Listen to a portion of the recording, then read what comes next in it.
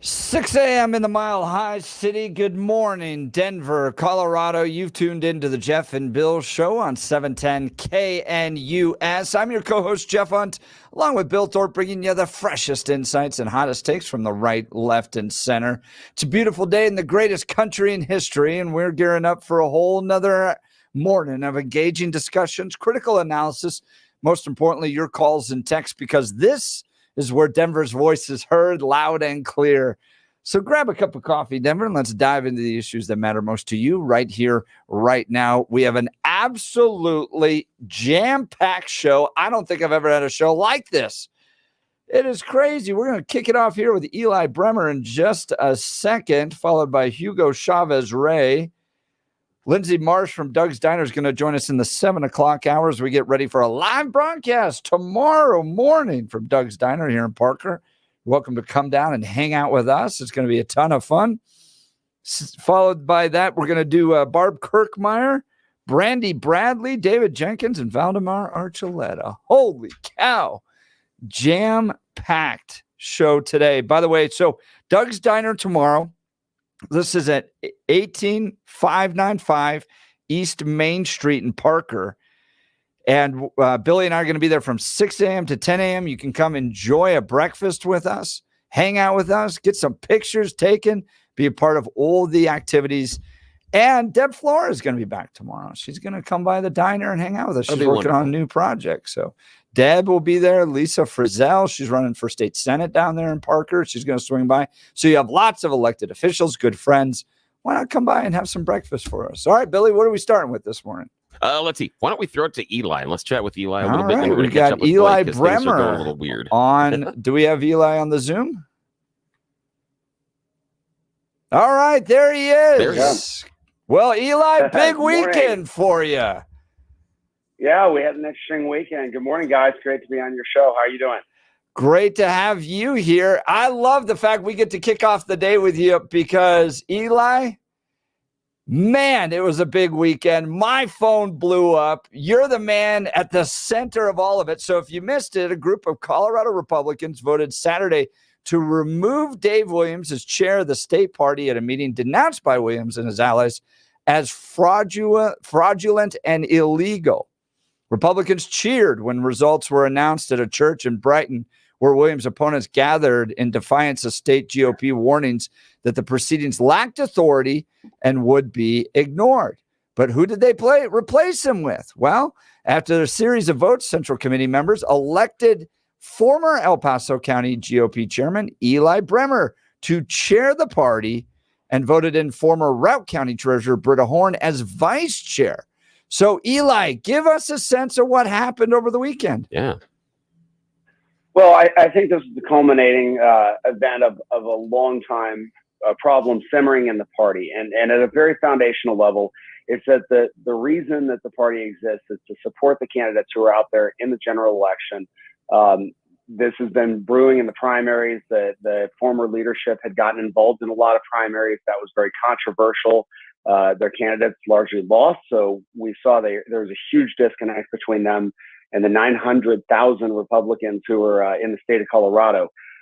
This has gone through court proceedings already. It's just gone all over the place. It culminated with a meeting on Saturday where the state party leadership, the Central Committee of the state, decided to place me in as sort of an interim chair until we have a new full election next March. So, I'm hitting the ground running, guys. I've already had conversations with our candidates. We're trying to get operations set up. We're way behind the power curve right now.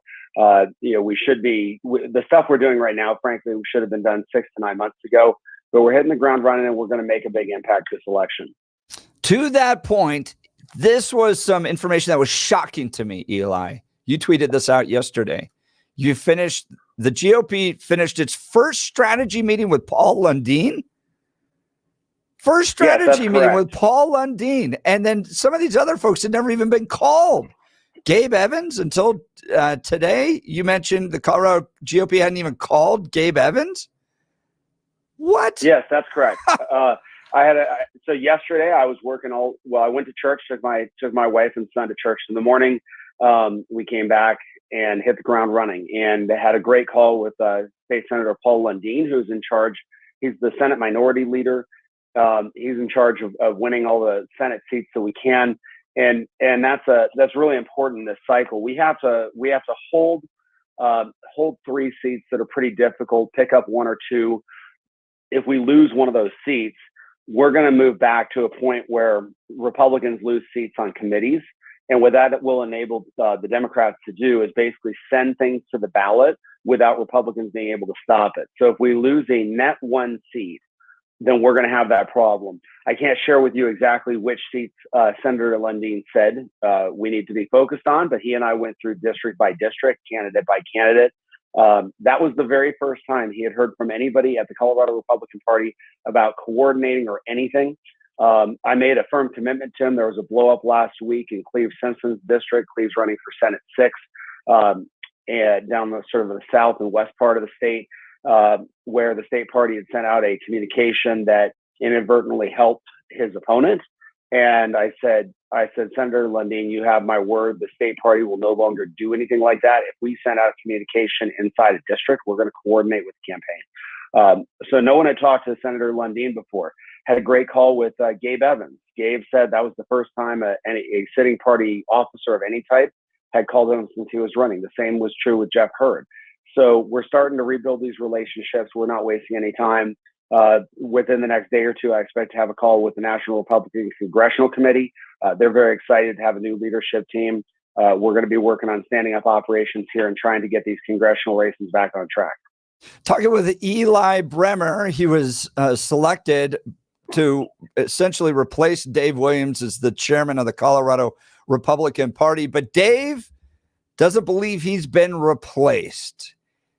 He thinks that the real meeting is next week. So, Eli, give us a sense of the tension still, right? I mean, do you have the keys to the office at this point for the Colorado Republican Party? I don't. I don't expect that that'll happen for probably another couple weeks. This will take about probably, I'm guessing, 2 to 3 weeks to finalize sort of the eviction process, for lack of a better term. But with that said, we're opening up another office today that will function. It'll answer the phones. It will start immediately moving because, guys, we have about 9 to 10 weeks left of this campaign. And so we're going to hit the ground running. So Dave, I'm sure will continue to resist what's going on. The fact of the matter is the reason this happened is for what I just said. We should have, the Colorado Republican Party should have already been coordinating all these efforts. They should have been working with the campaign. So we're going to continue working through the courts and probably through the RNC. The meeting this weekend was scheduled to be held over Labor Day weekend, specifically to keep people from showing up. It was a parliamentary trick. And at the end of the day, the former officers, they have just continued to use gimmicks and parliamentary tricks. But guys, what really matters is the state party should have been supporting our candidates, not hurting them. And we've turned the corner on that. And we are already starting. It is Monday morning, and we've already had a whole bunch of meetings to help our candidates. Will you have to make an argument again at this upcoming meeting? Are they still hosting this meeting on August 31st? And then will you have to show up and make the case and try to win again? Well, we on Saturday we had well beyond a quorum, despite the fact that the former officers said it was illegal. They'd taken us to court. In fact, they lied to a court. They went to a judge who got a temporary restraining order under false pretenses. In fact, their attorney is, I'm hearing, going to be facing ethical charges over lying to the court. The judge, when he had realized that they had lied to the court, immediately reversed the decision. It was too late to hold the meeting at that point. The meeting that was supposed to have happened had already happened. So we held a meeting that was obviously clearly legally valid. We had 3 attorneys sitting in the front of the room. You had a special advisor to the meeting was Chrissy Burton Brown. Then you had the attorney for the meeting was Chris Murray, who is one of the top Republican attorneys in the country, arguably the top Republican attorney in the state. And then the parliamentarian was Wayne Williams, who's an attorney and the former Secretary of State. So we had multiple attorneys working on this. The former party officers haven't had any attorneys who've weighed in and said what they're doing is valid. But we canceled the meeting on the 31st. People are more than welcome to show up, have a rally, talk about issues. That's a First Amendment issue, but the party will not be conducting any meeting next Saturday. So I would suggest people go spend time with their families or walk precincts for candidates. Eli Bremer joining Jeff and Bill live. He just was named the new Colorado Party Chair, according to some, not all, over the weekend. Congratulations, sir. I want to go back to a little bit of the idea about the quorum, because it seems like the way that Dave Williams and the other people behind him are pushing back is that it wasn't a vote of all the ruling council of the Colorado Republican Party, all 400 plus. So talk to us about how you all were able to get just the right number there, and why does it qualify as a quorum? Why is the argument that Dave Williams and his supporters are making incorrect? Well, first of all, what they're doing is they're saying things that are just flatly not true. They said there were only 75 people there. There were obviously a whole lot more than that, but in the according to our bylaws, proxies are exactly the same as people. So you had a whole bunch of proxies there. We had about 182, 183 qualified votes, which is a fairly high attendance rate for a non-traditional meeting, meaning a meeting that's not one of the two scheduled per year. Usually they hold about 2 a year. So they put out some lies immediately and said there were only 75 people there. They didn't reach a quorum. Again, they have 100% lied about this. The other thing that they've been lying about is saying that there is a legal requirement that you have 3/5 of the entire membership vote in the affirmative. It's a very interesting position for them to take, because just a year ago, when they were trying to cancel the primary and to deny 900,000 Republicans the right to vote in the primary, they argued very specifically that the state law provision, and this came from state law, that 75% of the entire membership of the committee was required to take a vote was improper, because nowhere else in the bylaws was it found that you could require the entire membership to vote. We have had some of the top attorneys in the country, parliamentarians in the country, review our bylaws.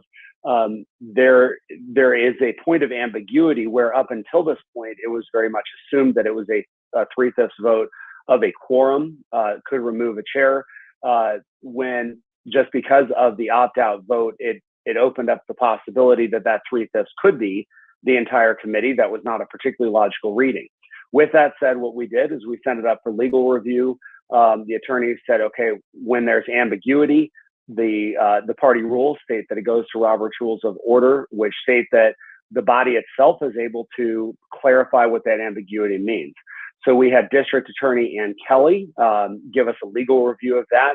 And the body, within its rights, decided to determine the much more traditional view that it was 3/5 of a quorum that shows up at the purpose of the meeting of removing the officers, and that is legally going to be binding. Talking with Eli Bremer. Now, Eli, I got some communication from Dave Williams. I'd love to get your thoughts on this. So he references an opinion by a guy named Al Gage, who I guess is the official parliamentarian of the RNC. And he says that while you may have supported the NRCC right now, you don't have supported the RNC. Any response to that? Well, I'll let Dave try to maneuver his way into that. And I also like to point out, I've never met Mr. Gage. Obviously, Dave Williams has. He's paid him a fair amount of money, from what I understand. And that's between them, how that transaction happened.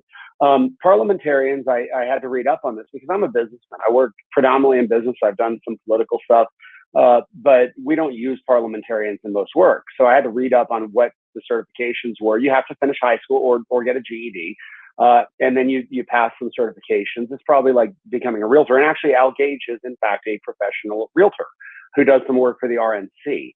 He is not the official parliamentarian of the RNC. That's another misstatement. He works with the RNC. So does Terry Campo, who's an attorney, who's a parliamentarian, who gave a much more authoritative review and said actually that Dave had acted improperly. That when Al Gage gave his review, he was quite clearly in error. He made some very basic mistakes. So I don't know if that review was written for him and he signed it. It's unclear to me. But the RNC has not given a final adjudication. They won't. They may not. They may let this play out in the courts here. But to point out, we do have the support of the NRCC. That's very important. They're part of the RNC organization. And so, and we are working with them already. Like I said, I expect a meeting with them in the next day or so. And I think, Jeff, that brings us back to the point of, why wasn't the party working with these folks before? Why are the former leadership sitting here talking about parliamentary tricks when we're 10 weeks from the election? They should have been focused on raising money and supporting our candidates. And their entire focus has been on keeping their job. I'm going to finish out all of the technical stuff to make sure the eviction's done correctly. We didn't even wait 5 hours to start doing the job that the state party should have been doing 9 months ago. And I want to get to kind of how you're going to build the coalition in a second. I want to address again what Dave sent me, just so that we have this understanding here. He wrote, "What Watkins and Eli have done has only broken the party beyond repair and has certainly opened the door to perpetual open conflict within the party. Chairman moving forward will have to deal with dubious removal attempts from minority fractions on an ongoing basis from here on out as a result. To even suggest that less than half of the total membership can meet and remove duly elected officials below the 3/5 requirement, and then even less than a quarter of total membership elect a new chair is beyond absurd. No party unity will be found in that scenario. They have opened Pandora's box while Democrats march forward." What's your response? Are you familiar with what's going on with Israel and Palestine right now? To the best of my ability. Palestine invaded Israel. Right, yeah. This reminds me an awful lot about Palestine, like saying, we came in and we murdered thousands of people, we raped your women, we killed your babies, but we need a peace treaty right now. This is patently absurd. We started by saying, yesterday was the first time a sitting chairman had contacted Paul Lundy. It was the first time a sitting chairman had contacted Gabe Evans. It was the first time a sitting chairman had contacted Jeff Hurd. That is ridiculous to say that a group of Republicans who cleans out the House, who says we're going to run a clean financial ship and do something shocking and support our candidates, is in some way, shape, or form creating disunity. We had a group of officers. Hope Schepelman, the former vice chair, was posting Adam Frisch ads on her Facebook page. Hope is going to be facing criminal charges as well out in La Plata County. She just filed a false police report. We found out about it. They're investigating her already. It's going to probably start this morning. This is what they've been doing. So when you have a group of officers, last week they sent emails out in the Cleve-Simpsons district, Senate District 6 is one of our targeted Senate seats, that absolutely destroyed his campaign. I was talking to Jeff Hurd last week, and he told me that their actions had cost him $20,000 in 1 week because they had donors walking away. Okay, so I'm sorry, Jeff, but when you have a former chairman now who's crying about unity, it sounds about like when Hamas says, oh my gosh, don't remember what we've done to Israel. Yeah, we invaded them and we're holding hostages, but we need a ceasefire before anything else happens. The way Israel is going to have peace is by taking out the corrupt leadership of Hamas. And the way the Colorado Republican Party is now getting to unity is the fact that we've removed officers who have engaged in criminal conduct. And that's going to be a completely separate issue. That's not on our side. Law enforcement's dealing with that. But we are getting right back to the issue of supporting our candidates. So if people want unity, let's get behind our candidates from Donald Trump down the ballot. By the way, Jeff, the very first thing I did as chairman, is I endorsed every single Republican in the state of Colorado because that had not been done either. The party have been attacking our own candidates and refused to endorse them. And I categorically and by name endorsed by name in a bunch of the districts, but categorically and everything else, endorsed all the candidates. That's how you get unity. Eli Bremer selected as the new chairman of the Colorado Republican Party over the weekend. Eli, you spoke with Lauren Boebert. Has she recognized you as the chairman of the Colorado Republican Party? I'll let Lauren speak. We actually had a really good conversation. Lauren and I have had many conversations. I've hosted her for meet and greets and stuff at my house. We enjoy a great relationship. Stop by and see her when I'm in DC. She did call and congratulate me on Saturday night. We talked for quite a bit, actually, probably 20 or 30 minutes about the state of politics in Colorado. And obviously she's in a different position politically. We talked about that her district is a safe district, CD4, and so is Jeff Cranks. So the needs that she'll have, I offered her all of the support of the party for anything she needs. Obviously, her election will look a little bit different. So we have an outstanding relationship. I've always had a very good relationship. And, I pointed out to her that we had endorsed her and she would have my full support. That's great. So what's your message then to supporters of Dave Williams out there? We're going to have a few on a little bit later today, Brandi, Bradley, Hugo Chavez Rey, to maybe others that are grassroots supporters that liked his conservative commitments and his willingness to take on the left. You're the new chairman of the Colorado GOP. What's your message to them to win them over and bring unity to the party? Well, we have a great chance to have unity because the purpose of the Colorado Republican Party is not to hurt our campaigns and campaign against our candidates. It's to support them. And so there is nothing conservative, nothing at all conservative about handing positions over to Democrats. And that is what the Colorado Republican Party have been doing. I would invite all of them to join us in actually fighting for the conservative cause. We need to hold all the seats we currently have in the state Senate and ideally pick up one. That's going to be a knife fight. That's the conversation I had with Senator Lundeen yesterday. We need to win the 3rd district. That one, it looks pretty good right now. That's an R+7 district. We got a good, solid candidate.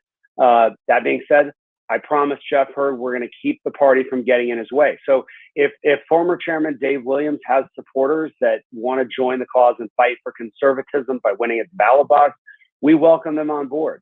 Frankly, though, if their way of thinking they're supporting conservatism is hurting our candidates and helping get Democrats elected, that is not support we need.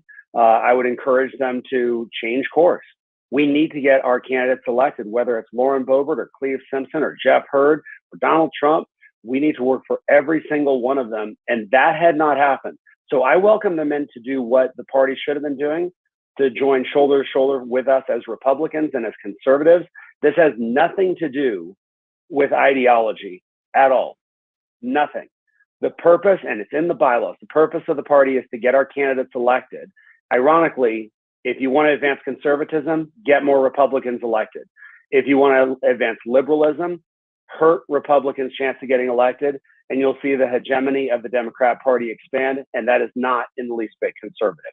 Well, and to your point on your commitment to conservative values, briefly share with people what you've been doing to protect women's sports.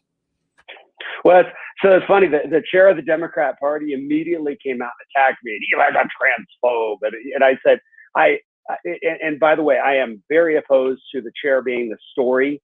The candidate should be the story. But you know what? When the state party chair of the Democrats comes out and attacks me, I said, tell you what, buddy. You name the time, you name the place, anywhere, anytime, I will show up at debate why you believe that men belong in women's sports and in women's locker rooms. And let's have a conversation about that as it relates to Title IX, because there is not a Democrat elected official in the country right now that supports women's rights under Title IX. So I will call out the BS on the Democrat Party that they say that they support women when they can't define what a woman is, number one. And number two, they don't believe that women should have their own sports category. And this is super important. Okay, when we talk about equality, women's rights in the workplace and equal pay and stuff like that, there was an Ernst & Young report about 4 or 5 years ago that said 94% of female executives had competed in organized sports growing up. 94% of women executives, 50% of them had done it in college. My wife is one of those. She was a competitive swimmer. She's now the chair of the county commission in El Paso County, runs a $400 or $500 million budget. If you support equal rights for women, you need to be able to support, number one, that you know what a woman is, and number two, that they should have their rights to sports categories and their own scholarships in college. That is the Republican stance. I polled this. It's a 99.5% Republican position. Unaffiliateds agree with us almost completely. The only kind of folks that you're going to find that don't believe that women should have their own sports category are the same people that are running around in the Democrat Party saying, we support Palestine, and I mean, you see the most ridiculous things like gay transgender people for Palestine, and you're like, hey, y'all know what happens over in the Middle East with people that share your views. I mean, we in America will tolerate lots of different views, but they don't really do that over there. So anyway, I sort of shoved the state party chair back, the Democrat state party chair back in a hole. And interestingly enough, he kind of conceded that one. So I am a national leader on fighting for women's rights in sports. I've helped all around the country. I've been a national voice on that. And that's probably the only issue I will be openly vocal about, because as an Olympian, I'm kind of an authority on it. Eli Bremer selected over the weekend to become the chairman of the Colorado Republican Party. It sounds like, and I'm not an expert in all this, we've got 2 chairs right now. I think they're going to have to work this all out. But Eli, you're willing to join us top of the show. This is going to shape the entire rest of the show. We've got Barb Kirkmeyer coming up. We've got Hugo Chavez Rey coming up. We have Valdamar Archuleta coming up. We've got Brandi Bradley as well. It's a jam-packed show, but it's all centered around essentially what happened this weekend and the future of the Republican Party. You came on the show, you answered the tough questions. Eli, really appreciate you being on the Jeff and Bill show this morning. You so thank you. All right, thanks, guys. And I ask you and everybody else, let's get back to the business of supporting our candidates. If people call in and they have a problem with what happened this weekend, ask them the question, what was happening? And why is what we're doing right now bad? Is there something wrong with supporting Jeff Hurd, Gabe Evans, Paul Lundeen, and Rose Pugliese? Because that's what this is about. It's not about me. It's not about former Chairman Dave Williams. It's about getting Republicans elected and stopping the Democratic onslaught in Colorado and the United States. Eli, I think you're exactly right. Look, this is bottom line.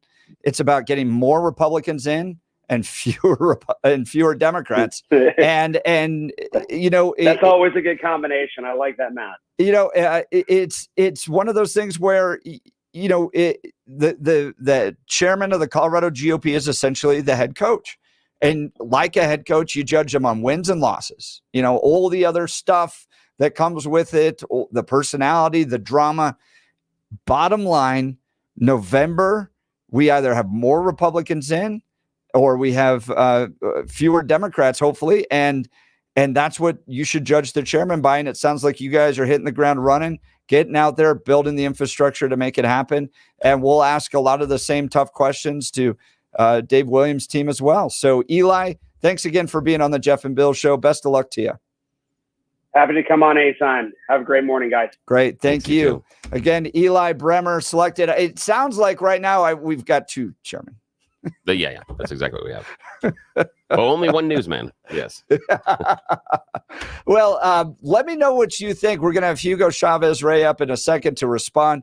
Dave Williams offered to come on, but he's got some big personal news coming up. I think he's adding to his family that's here nice. recently. So that's obviously more important. Oh, yeah, definitely. That's going on in politics. So let's check in on the news with Blake Olson. Good morning, Blake. Hey, good morning, Jeff and Billy. Great job right at the top of the hour. Breaking news, 62 and cloudy, expecting a high of 88 today. The 7-10 5-day forecast coming up. Our top story, thankfully, a Good Samaritan in Aurora found a young boy who was missing, and he's reunited with his parents this morning. According to the Aurora Police Department, he was found in the 12,000 block of East Archer Place. Dave Williams has been removed from his position as chairman of the Colorado Republican Party, at least as far as some people are concerned, following a vote by party officials. He's been the focus of controversy and criticism ever since he sent out the email earlier this year saying that God hates flags. That's with an L, and calling on people to burn their pride flags this June. Williams has continued to stand by his comments and claims the meeting that led to him being removed was improper and will not recognize the results. Never let anyone take your joy from you.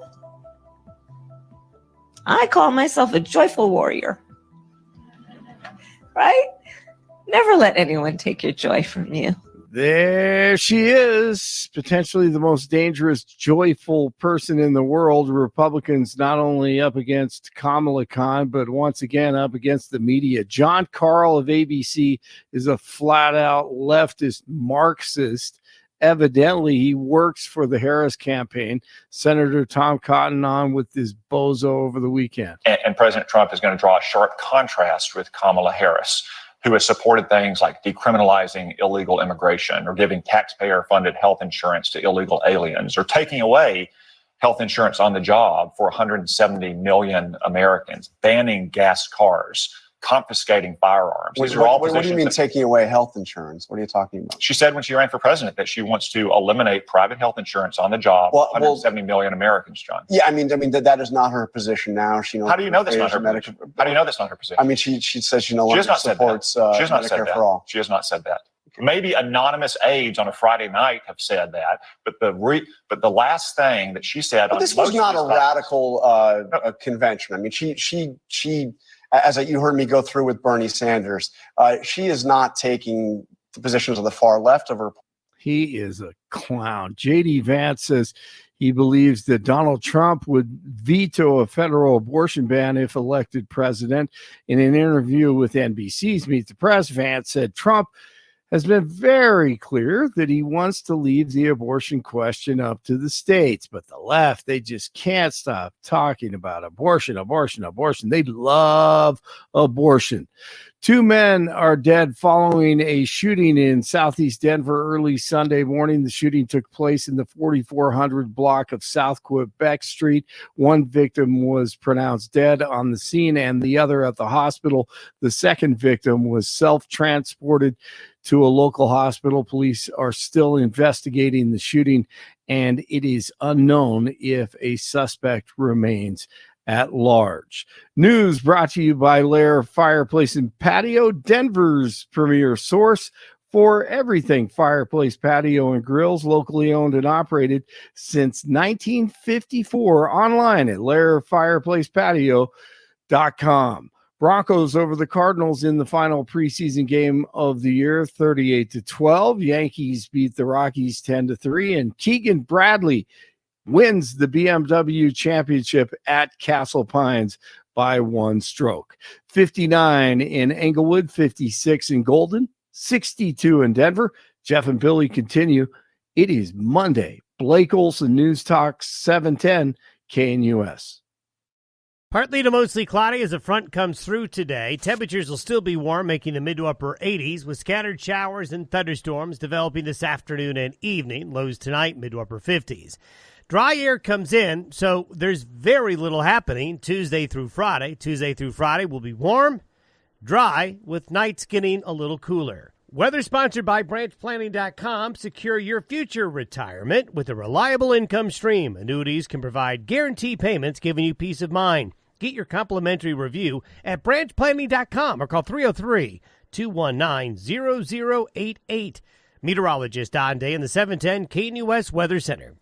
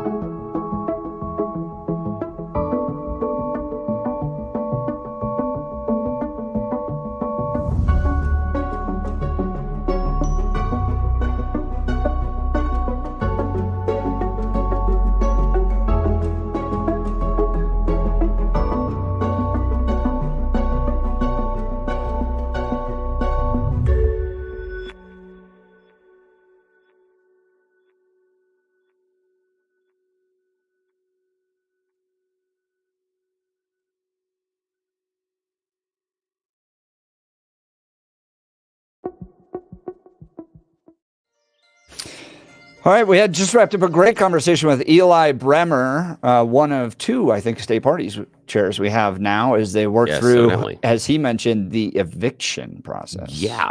Whoa. Yeah, like I wasn't gonna get too deep in the weeds, but I'm like, how does the phone ring? Who has the phone number? Yeah. Right. And who has the keys and then turning over all that stuff? Yeah. Wow. Lots of what questions. do you think of that? Give us a call, 303-696-1971. We're going to get to Hugo Chavez Rey. You're up next. You're listening to the Jeff and Bill Show. News Talk 710 KNUS. As soon as it goes to break. It's not wanting to right now. Here, we're going to try this.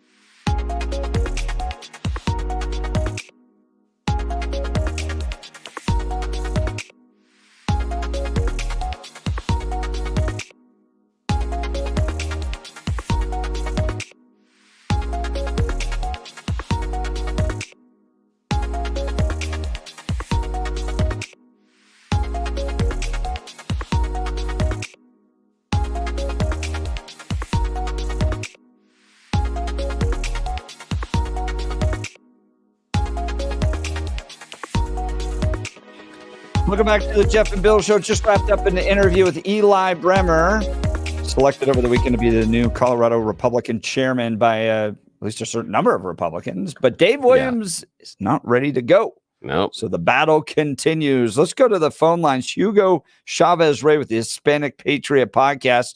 Hugo, Morning. why is Eli wrong? Why should Dave Williams remain chairman of the Colorado Republican Party?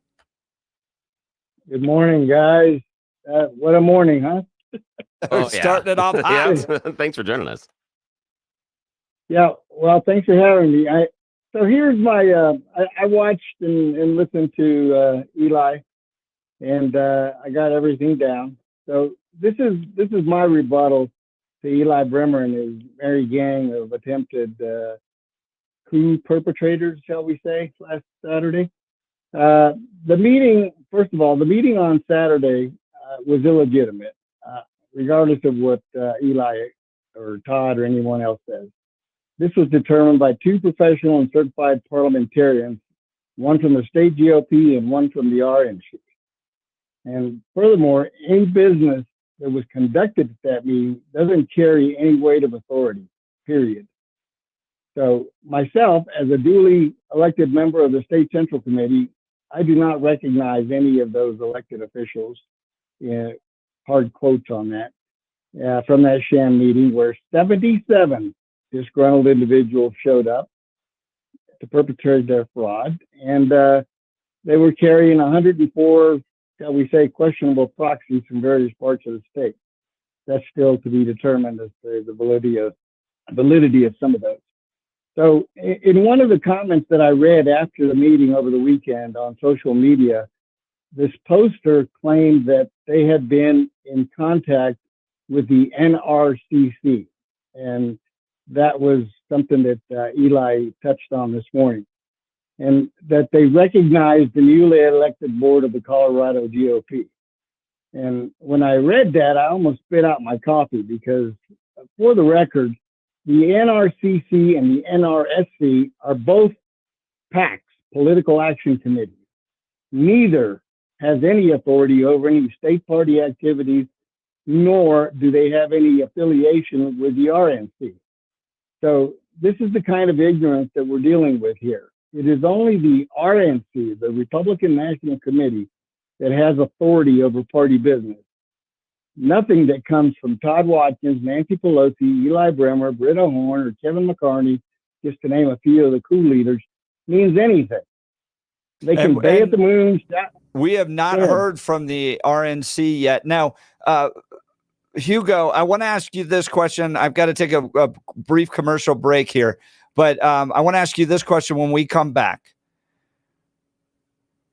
What are you going to do? Give me your response to the fact that some of these campaigns, Gabe Evans, Jeff Hurd, and others, had not even heard yet from the Colorado Republican Party. Paul Lundeen meeting with the Colorado Republican Party for the first time to plan out a strategy, and it's already late August. I'll get your response. You're listening to the Jeff and Bill Show. News Talk 710 KNUS.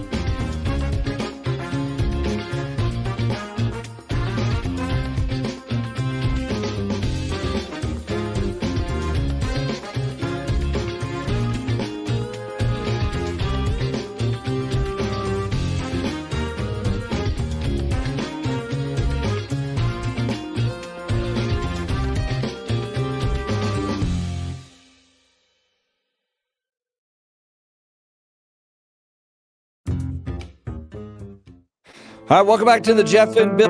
All right, Hugo Chavez Rey with the Hispanic Patriot Podcast. What do you say to Eli Bremer's claims that the state party had not outreached to Gabe Evans, Jeff Hurd, had not worked with Paul Lundeen to build a strategy to win state Senate seats?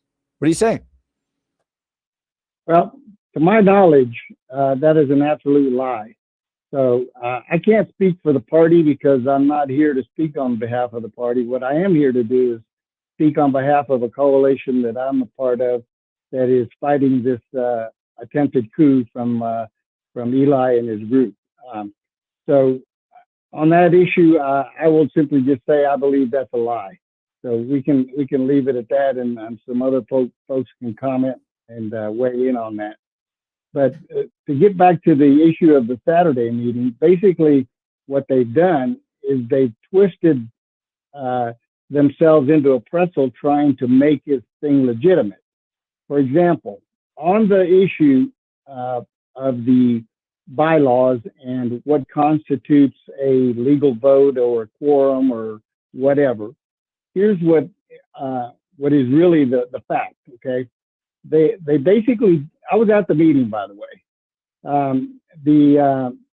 The body, so to speak, before they started their vote, they needed to lay the groundwork by interpreting Section D1 of Article 5 of the Colorado GOP bylaws. And they did that to fit their false narrative before taking their vote. So in that clause, it states as follows.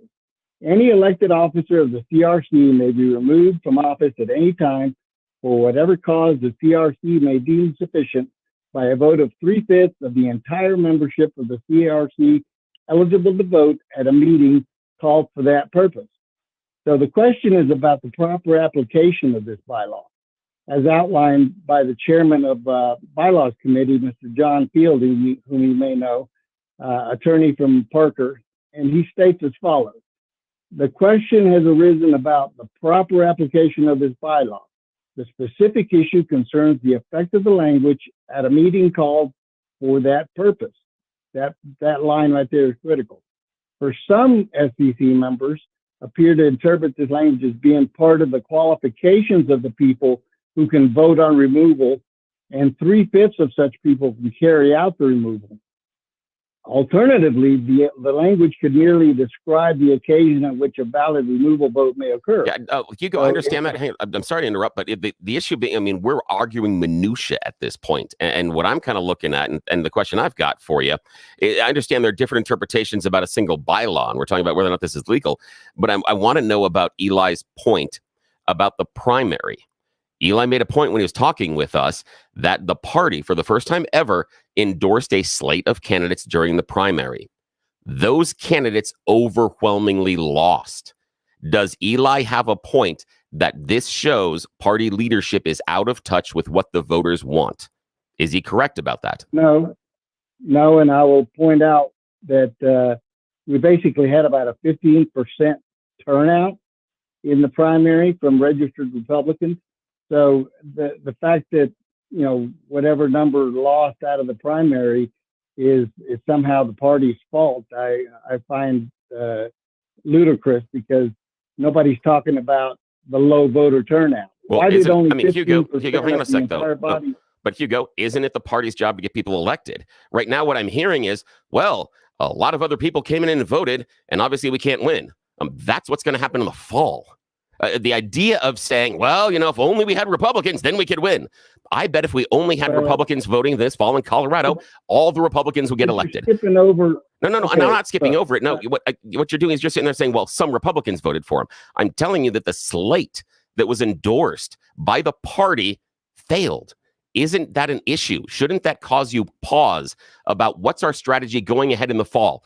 If the list that we picked did so badly, are you picking losers? That's what I'm trying to ask you. I don't ascribe that entirely to the state party. There's a variety of reasons for that result. So to basically come out and make a blanket statement that because only X amount of candidates that the party supported won their primaries, that it's somehow entirely their fault. So that's my take on that. I don't believe that it is.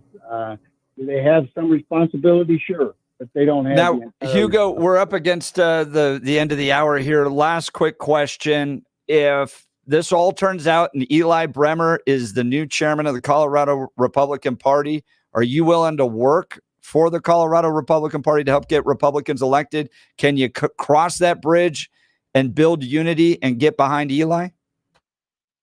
Well, we'll have to cross that bridge when we come to it. But here's the bottom line. The meeting this Saturday is the official meeting. All section committee members have been called upon to attend that meeting. And it is a legitimate meeting where all party business will be handled at that point. And also, all the officers have already stated clearly that they will abide by any results of Saturday's meeting. So that's where we are. Hugo Chavez Rey with the Hispanic Patriot Podcast. Thanks so much for being on the Jeff and Bill show. We'll continue with Barb Kirkmeyer in the next hour. The heated conversation on the future of the Republican Party continues. You're listening to the Jeff and Bill show. News Talk 710 KNUS.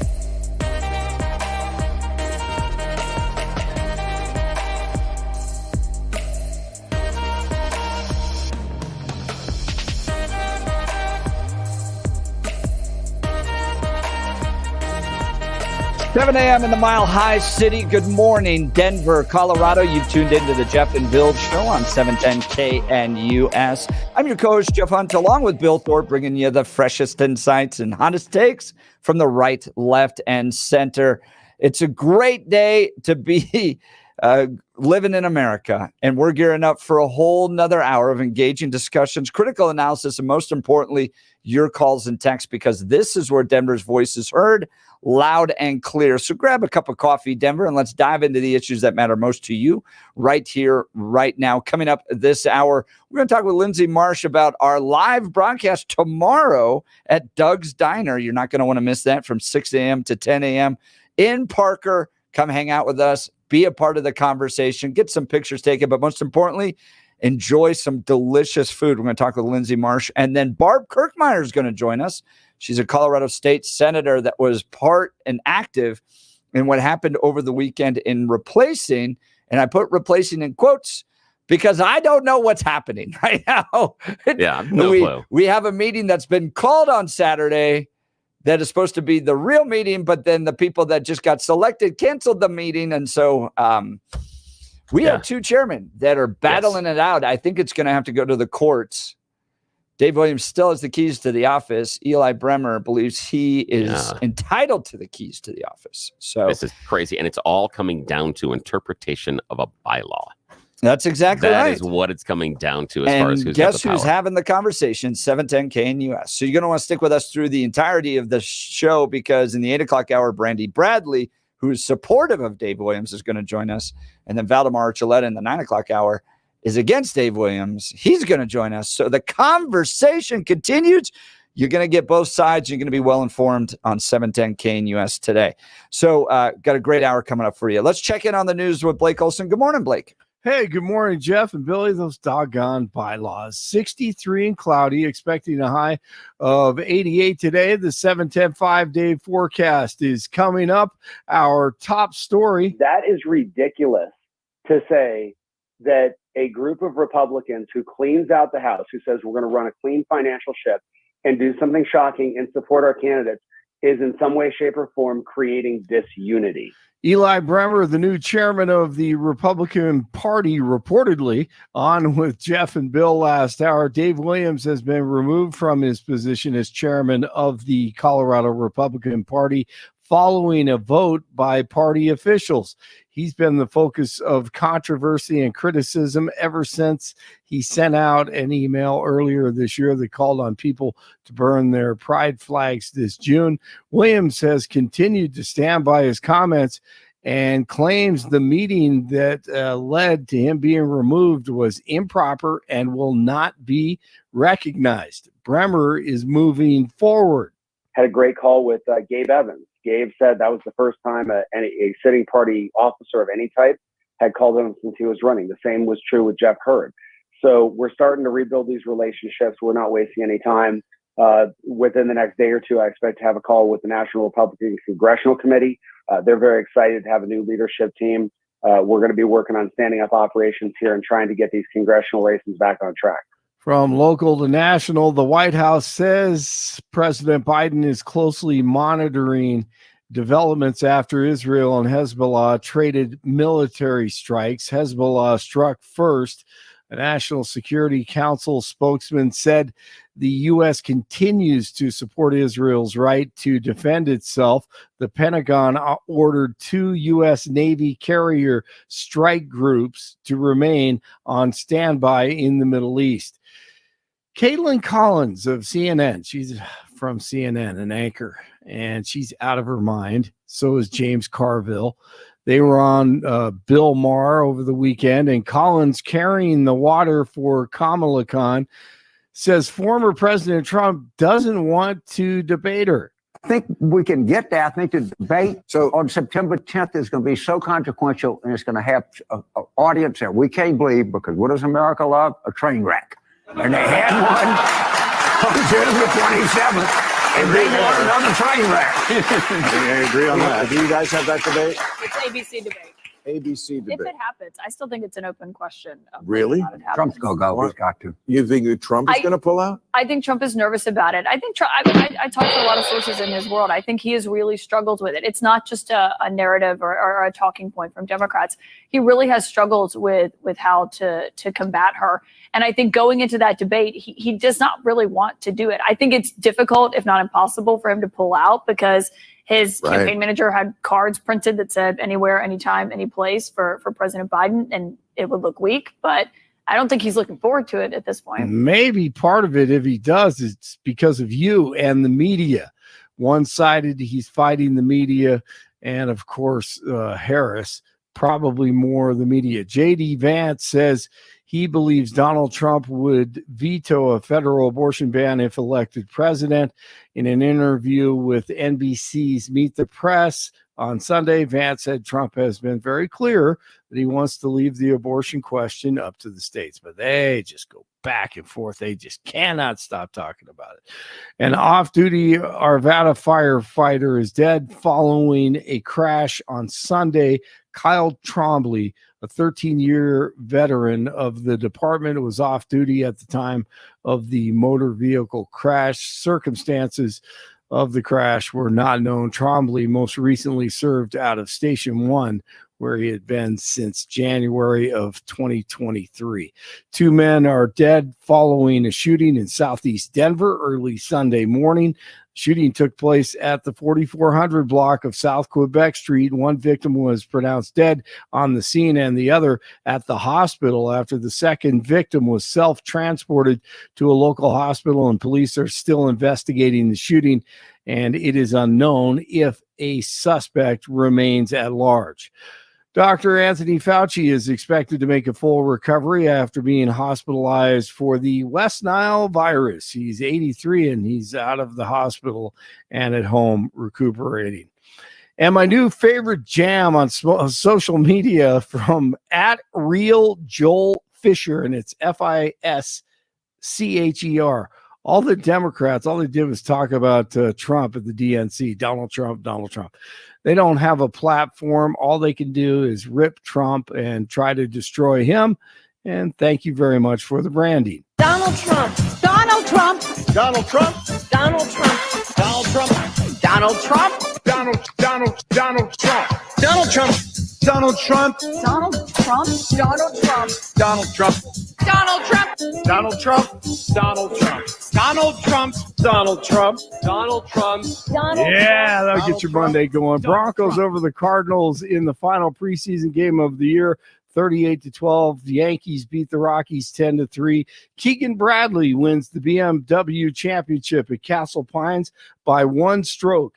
It's 59 in Arvada and 60 in Lone Tree, 63 in Denver. Jeff and Bill continue. It's Monday. Blake Olson, News Talk 710 KNUS.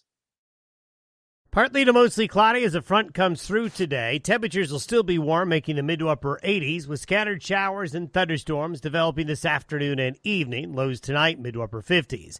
Dry air comes in, so there's very little happening Tuesday through Friday. Tuesday through Friday will be warm, dry, with nights getting a little cooler. Weather sponsored by branchplanning.com. Secure your future retirement with a reliable income stream. Annuities can provide guaranteed payments, giving you peace of mind. Get your complimentary review at branchplanning.com or call 303-219-0088. Meteorologist Don Day in the 710 KNUS Weather Center.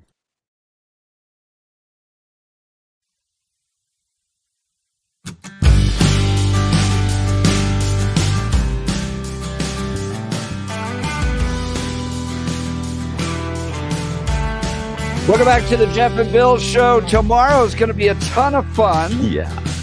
You and I, Billy, are going to be down with the whole KNUS team down at the Doug's Diner. Yeah, the one in Parker. Yeah, It'll be awesome. 18595 East Main Street, Parker. Yeah. We're doing a live broadcast from 6 to 10. Come on down, hang out with us, get a picture taken, but most importantly, enjoy some delicious food. I'm going through their menu right now. Oh, that's fantastic. And we're going to be located, it's between Parker Road and 20 Mile, north side of the road. Easy to find, swing on by. We're going to be there bright and early, along with the manager, Lindsey Marsh, who's joining us live on the phone right now. Good morning, Lindsey. How are you? Good morning and happy Monday. How are you guys?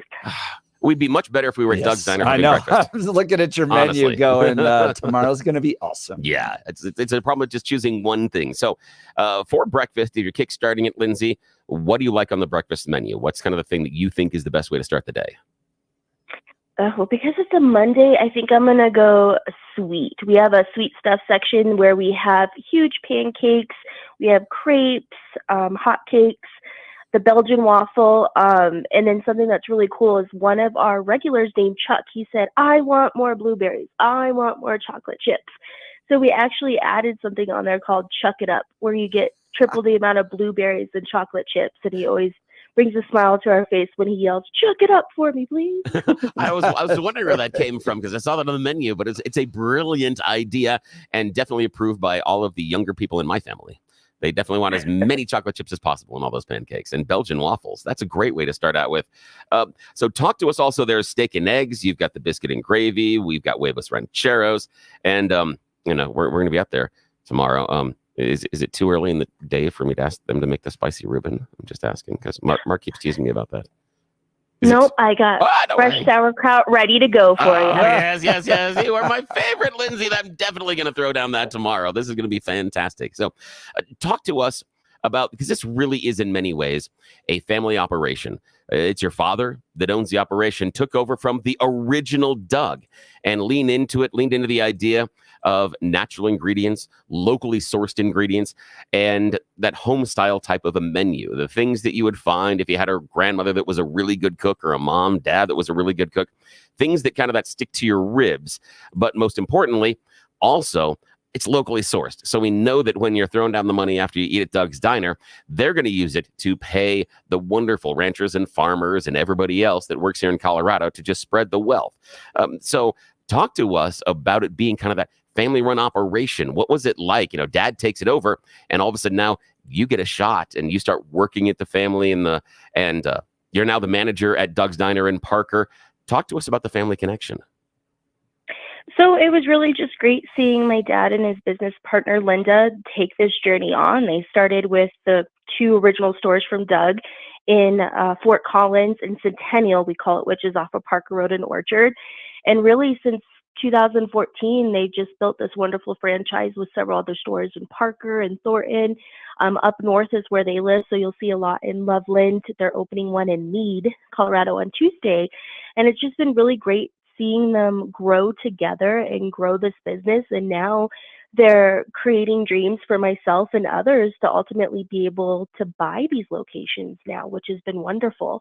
So I own Parker, and then my sister's wanting to get Thornton at some point. I'm trying to get Centennial. So it's just really great meeting the new owners of other locations, as well as still having stores in the family and us essentially all being a family together to watch this grow. Oh, that's amazing. Now, what do you think the secret is with Doug's Diner? Because recently we've had some guests on the show here, Jeff and Bill, and we've also read some things in the paper about restaurants that are struggling, restaurants closing, and how many of them are out there. You guys are looking up at opening a new location in Meade. What's the secret that's making Doug's Diner succeed? We work together as a family, and we also use our local vendors and our farmers markets, and that just really helps us keep everybody together and on the same page. And, if someone needs staffing or training, we just float through all stores and help each other out, so we have a good foundation, and we just build up from there. That's great to hear. A lovely family-owned restaurant. If you go to DougsDiner.com, you can see the food there. It looks delicious. Now, for those of us that, need to take the edge off of Tuesday, it looks like y'all have some Bloody Marys there, huh? Some champagne, too? Oh, okay. Well, I am going to mess up your Monday morning. Parker does not. There are 2 locations that have a liquor's license, Greeley, and then I believe Mead will actually have it. So yes, if you're ever up north, some of those bigger stores, they do have Bloody Marys with a yummy candied bacon slice in it, and then some champagne. Yeah. The farmers up north get to have that to start their morning. They do. And you also got some steak and eggs. Speaking of what farmers like to eat, we need to go back to that for our breakfast. A healthy steak and eggs, kids, when you go to school. That'll start your morning off right. Oh yeah, the biscuits and gravy. It's really great, and I think people forget too that we have lunch items. So, for example, our Colorado Bison Burger, that gentleman, we get bison from him in Byers, Colorado.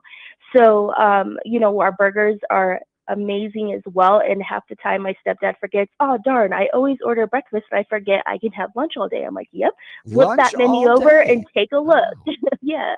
So you get best of the both worlds there all day long. So definitely flip the menu over and take a look at some of the burgers and sandwiches we have too. I wasn't even looking at the lunch menu. This is like a whole new world to me now. Okay, Lindsey, now on the lunch menu, we've talked about the breakfast menu a couple of times now. Lunch menu, what's your go-to item? What's the when you've had a really difficult day, when it's been stressful, what's the one that really comforts you? The Black Betty burger. Describe that for us. What is that? What does that mean? Oh, it's a little different. So the Black Betty burger, it has peanut butter on it, fresh diced green chili, a sharp cheddar cheese, and our blackberry jam. And it's on a half-a-pound burger that we ultimately season, and we make our own burger patties. Wow. Okay, so we've got the chilies, you've got the jam, and you've got the peanut butter. That is...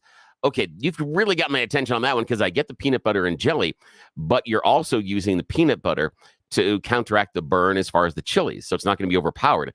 Those two together, along with the sweet, that's a really neat flavor profile. You've got the nuttiness inside of the peanut butter, then you're kicking it with the chilies, and then you finish off with the sweetness of the jam. That's clever. That's clever. I might have to make it burn. I'm going to weigh 500 pounds. You're going to get me in so much trouble tomorrow. Oh, what am I going to do? That's fantastic. Now, what other things on the menu have you guys spent a lot of time crafting that are really unusual, that's made with a lot of love there at Doug's Diner? Our biscuits, they just make you happy when you look at them. They're just huge biscuits. They're bigger than my hand. They're very dense. I do challenge you to get through a whole one. If you can, half the time it is coming home with me, either the top or bottom, and I bring some jam home and I enjoy that later in the day or the next morning. But our biscuits are definitely just a signature item for us. Oh, excellent. Well, Lindsey, we are looking so much forward to meeting you tomorrow morning. You'll be there with us at Doug's Diner in Parker. 18595 East Main Street between Parker and 20 Mile, north side of the road. We're getting there. The whole crew's getting there bright and early. What time are we cracking the doors open to let everybody else in? 6 o'clock. Hey, right when we start, 6 o'clock. So you got to get there early in order to get a seat. And I've heard I have not been to that location, and I've heard it's a wonderful, wonderful place where very, very open, great seating, not going to be blocked by any columns or anything else. And they said it has a wonderful family feel, is what the guys that came out there the other day and looked at it. They said it's a really cool location. So I'm really excited to meet you and see everybody there. Yeah, it's going to be a great time. I can't wait. And we're just going to have a wonderful morning with all of our locals and you guys. All right. Lindsey Marsh, manager at Doug's Diner in Parker, where Billy and I will be tomorrow morning, 6 a.m. to 10 a.m. The address 18595, so 18595 East Main Street in Parker. Lindsey, thanks so much for giving us an update. We'll look forward to seeing you tomorrow. Sounds good. I hope you have a wonderful day. Thanks, you too. When we return, Senator Barb Kirkmeyer is going to join us. She was a part of all the activities that took place on Saturday that resulted in apparently Dave Williams being removed as state party chair. Dave disputes that, says the meeting was illegal. Hugo joined us in the last hour to make the argument that it was not a legitimate meeting. We'll continue the conversation on the future of the Republican Party here in Colorado. You're not going to want to miss it. You're listening to The Jeff and Bill Show. News Talk 710 KNUS.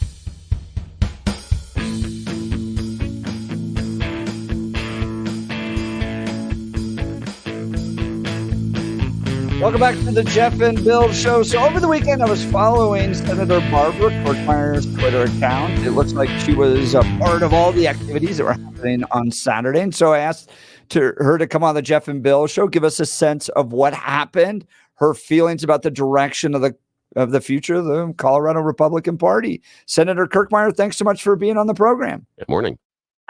Absolutely. Thank you for having me. So give us your sense. What do you think? Good direction for the future of the party? Yes, absolutely. I mean, I actually felt like people were coming together.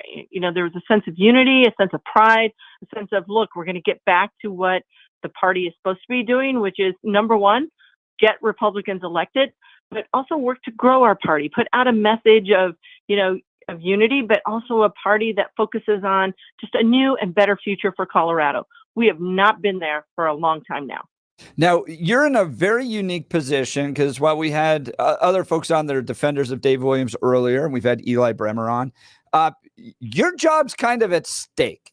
If you don't get the state party chair right, all of a sudden you could have problems in your own race, your own career down at the state capitol. And one of the things that I saw Eli Bremer tweet that I found just kind of shocking was that Paul Ledeen and the state party had not been working. Now, Paul Ledeen is the Senate minority leader, so he's kind of the top Republican in the Senate down there.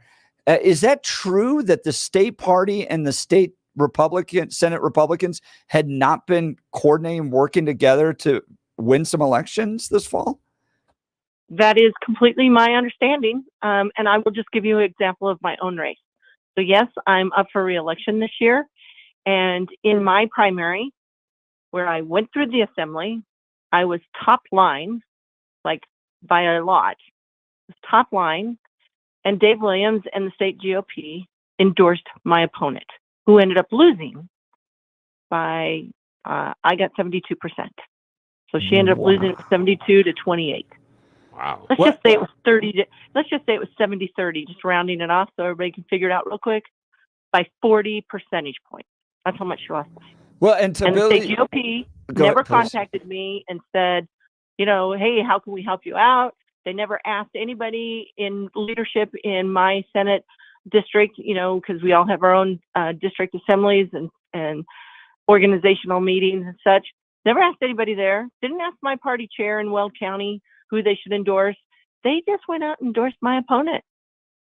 And then have not coordinated with you since then to win. I understand it's one thing to have a primary opponent, but then to not have your primary opponent win. Okay. Now let's get on the same team. Let's go out there. Let's defeat the Democrats. Since you won that primary, had Dave Williams and the state party outreach to you to put together a plan to get you across the finish line? Dave Williams hasn't. I would say that the vice chair sent out emails trying to get everybody to attend candidate forums. But seriously, why would I do that? They've already proven that I am not their candidate, that they aren't going to, they didn't endorse me and they're not going to support me. Why would I do that? I don't trust who was in former leadership in our party, because look what they've done. I mean, they went out against Republicans in primaries. And they went out hard in some cases. Look what they did with Jeff Hurd. Look what they did with Gabe Evans. These are 2 seats must have. And they go out and put out horrible messages about them from our party, about another Republican. Now, how are we supposed to recover from that? That's ridiculous. That is ridiculous.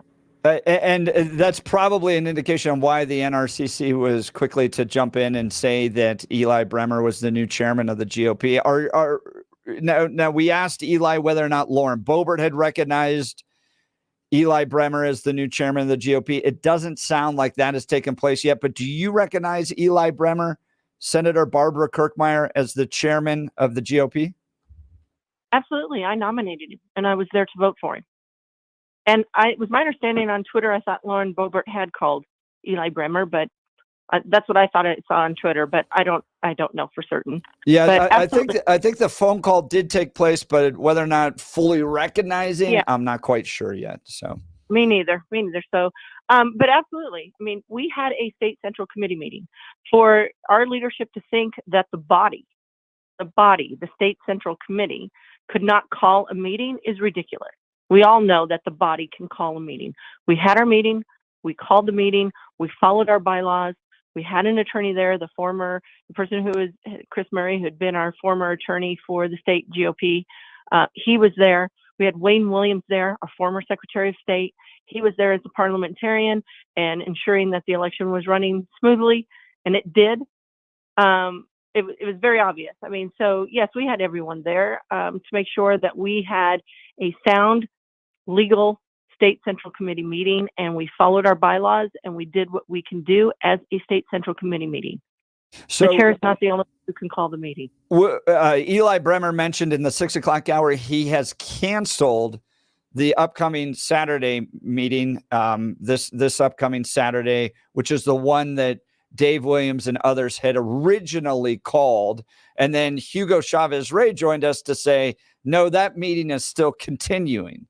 So do you have a sense of what's going to happen this Saturday? Is that meeting canceled? Is that meeting continuing? And is this all going to have to be worked out legally? There will probably be some legalese that have to be worked out. But I will tell you this, the State Central Committee met on Saturday. We had a quorum, and we canceled that meeting for next week. And so I'm happy to hear that our state party chair, our new state party chair, is in concurrence and following along with what the State Central Committee meeting did. So those folks can meet, and if they want to have a rally, just like we did a week or so ago, then go for it. I think they should have a rally. Anytime Republicans get together and have a rally and hopefully speak good things about Republicans and work on what our mission is to, focus the party, elect Republicans, grow our party, that would be great. I hope they have a positive meeting and don't just sit there and try and figure out how they're going to undermine the state party any further. Let's face it. I've heard people say that, oh, you're disrupting. You're going to make sure that we don't get people elected. No, that already happened, folks. That already happened. Dave Williams and our former state party leadership already did that. They already made it difficult. They spent the funds on themselves.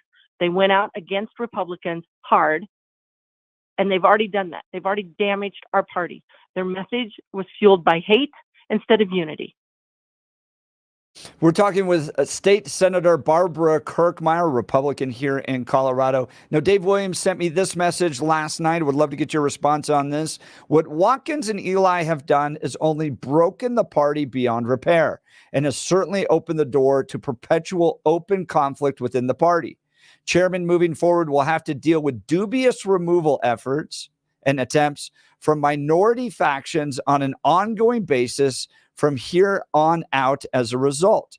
To even suggest that less than half of the total membership can meet and remove duly elected officers below the 3/5 requirement and then have even less than a quarter of the total membership elect a new chair is beyond absurd. No party unity will be found in that scenario. They have opened Pandora's box while Democrats march forward. Your response, Senator Barbara Kirkmeyer.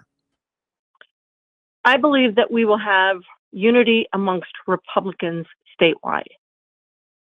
If anyone broke and damaged the party, it was Mr. Williams, who started attacking Republicans within about a month. Actually, he attacked Republicans when he was running for state party chair that day at the organizational meeting when he called Republican legislators feckless. So he started attacking immediately. When he told us he was going to try and get unity and bring everybody together, he started attacking us the same day he got elected to be state party chair. And then he went on to continue to attack Republicans. He let out our GOP email list to people who put out horrible messages and go after and attack Republicans, not just elected Republicans, but Republicans that don't step in line with him. That's what damaged our party. That is what got us to this meeting on Saturday. That is what got us to the State Central Committee, the body calling for a meeting so that we could oust him, so that we could get our party back on track, so that we could work to grow our party while focusing on a new and better future for Colorado. Talking with State Senator Barbara Kirkmeyer. Now, State Senator, what is your message to Dave Williams supporters? Maybe they haven't been into the weeds on parliamentary procedure. They just want to stop Democrats, and maybe they liked Dave's kind of more conservative firebrand style, but are willing to look over and see what you guys are doing and say, well, I'm willing to come over and support Eli. I just want to defeat Democrats this November. What's your message to them to build and bring unity? Come on over. We welcome anybody over, and come on over. We're welcoming anybody into the Republican Party. We are going to work, again, to grow our party, to elect Republicans, to focus on a better future for Colorado. We are charting a new path. We welcome you to join us on this journey and help us defeat Democrats. Come work with us. Come work with the Senate Republicans so that we don't get into a super minority. Let's get Senate Republicans elected this year. Come work with us to get the House Republicans out of the super minority. Let's do it. Let's all work together. We welcome you to come join us on the journey. Come help us grow our party and elect Republicans. Can you tell us what would happen in the state Senate if Republicans did become a super minority? Yes. If Republicans in the state Senate and in the state House end up in a super minority, we are one vote away from us being a super minority in the Senate, and we already are a super minority in the House. If that happens, the first thing everybody needs to understand is, and I know this may sound kind of contrary, but the Democrats will be able to override a governor's veto. So in this last session, the governor actually vetoed a couple bills that would have been pretty detrimental to not only businesses throughout the state, but to our economy. The Democrats would have been able to override those vetoes. So that's the first thing. The second thing is this. We have to have at least 12 Republican senators to kill any attempt to amend our Constitution by legislators. So it takes a 2/3 vote in both chambers to refer a constitutional amendment to the ballot. If we're in a super minority, we can't stop that. So I want you to start thinking about maybe the first thing Democrats want to get rid of, which would be Tabor. They would be able to refer a constitutional amendment to the ballot, and we wouldn't be able to stop them. And the third thing that also is important is that they can change the rules on the Senate floor and the House floor, which they've done. And on the House floor, you've seen what happens. They basically took away their First Amendment right and told them there are certain words they can't say. They've taken away their filibustering ability. That's what would happen on the Senate floor as well. I don't know about taking away our First Amendment rights, but they would have the rules, and they could take away our ability to filibuster and try and kill anything on the calendar. That would be detrimental as well. The other thing they could do, Barb Kirkmeyer, current Colorado State Senator, joining us, talking about the meeting over the weekend that put in Eli Bremer as new Colorado GOP Party Chair, according to some. Other party chair, Dave Williams, disagrees. The other thing that if you were in a super minority, you wouldn't be able to stop would be using taxpayer funds for abortions. That's what the ballot measure that they're running this year is about. It looks like, hey, we're going to codify and say that abortion is fantastic and wonderful and everything. It's really a backdoor to allow the legislature to approve taxpayer funding for that type of healthcare. That's really the mechanism they're going at. And if you guys are in a super minority, you can't do anything about it. And they're going to get everything that they want. It's a little scary. What I want to ask you, Barb, is what about all this rigmarole about the bylaws? I'm not asking for you as far as a legal opinion, but why are we spending so much time arguing over this minutia about were there enough people, were there not enough people? And why are we not, at the Colorado GOP, arguing about how about, like you're suggesting, getting more Republicans elected? That seems to be the hiccup that I have here is I don't understand why it's okay. I'm an independent. It seems to me like at the core, they're members of the GOP that really don't want to win. Why are we arguing over this minutia and not arguing over the idea of winning? Great question, and I would suggest you pose that to Mr. Williams and the former leadership of the party. But right now, at our discussions on Saturday of the State Central Committee, we weren't arguing over the bylaws. We went through and did and followed our bylaws appropriately. We had, like I said, we had attorneys there. We had a former Secretary of State there. So we did not argue over our bylaws. We followed our bylaws, did what we can do as a State Central Committee, and we are ready to move forward and get Republicans elected. So I would say that is the first step on this journey. Is now we have a leadership that is a leadership in our state party that is focused on getting Republicans elected and charting a new course. And I'm telling everybody, come join our journey. We're going to get this done. Now, also, Barb, other thing from the Dave Williams side, they're just saying that this is about sour grapes. Things like, okay, Dave endorsed your opponent, and other examples. Dave was involved in a race in which he lost. So what Dave is saying, and some of his supporters, and I don't want to put words in his mouth, I'll say the supporters are saying that this is just sour grapes from people who really just want to be in charge and don't like some of the decisions, but they don't necessarily have a plan to go forward and win. How do you respond to that? We do have a plan. I think Mr. Bremer, Eli Bremer, has demonstrated that he has a plan. He's already hit the ground running. He's already talked to candidates that haven't been spoken to by Mr. Williams. But it's not about sour grapes. If it was about sour grapes, we wouldn't have had 100 and whatever it was, 70 folks or so saying that they're done with Dave Williams. That's not what it's about. You know, the state GOP is supposed to use their funds to support all Republicans. Instead, state GOP funds were used to support Dave Williams. Instead of defeating Democrats, he used state GOP funds to further his own candidacy. He started attacking Republicans on day one. On day one, our state party chair of the Republican Party started attacking Republicans, elected Republicans on day one, and didn't stop. And recently, as we all know, a month or so ago, he delivered his latest message of hate. This state party has been one that has been fueled by hateful narrative all the way through. That's what we're fighting against. That's what damaged our party in the first place. We're trying to recover from that damage. Mr. Bremer has a great team behind him. He's got Britta Horn, who is our vice chair. He's got a former Mesa County chair, who is the secretary. He's got a former state party treasurer who's going to step up and help out. He's got a former Jeffco County chair who's going to help out with raising funds. Mr. Bremer has demonstrated through his own efforts that he can raise money, that he has a good relationship with the NRCC, the National Republican Committee. He has a good relationship with the Republican National Committee.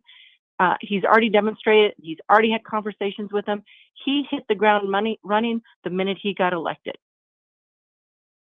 Senator Barbara Kirkmeyer, her website's kirkmeyerforcolorado.com, kirkmeyerforcolorado.com if you want to learn more about her. All right, real brief pivot. We've got one last question for you.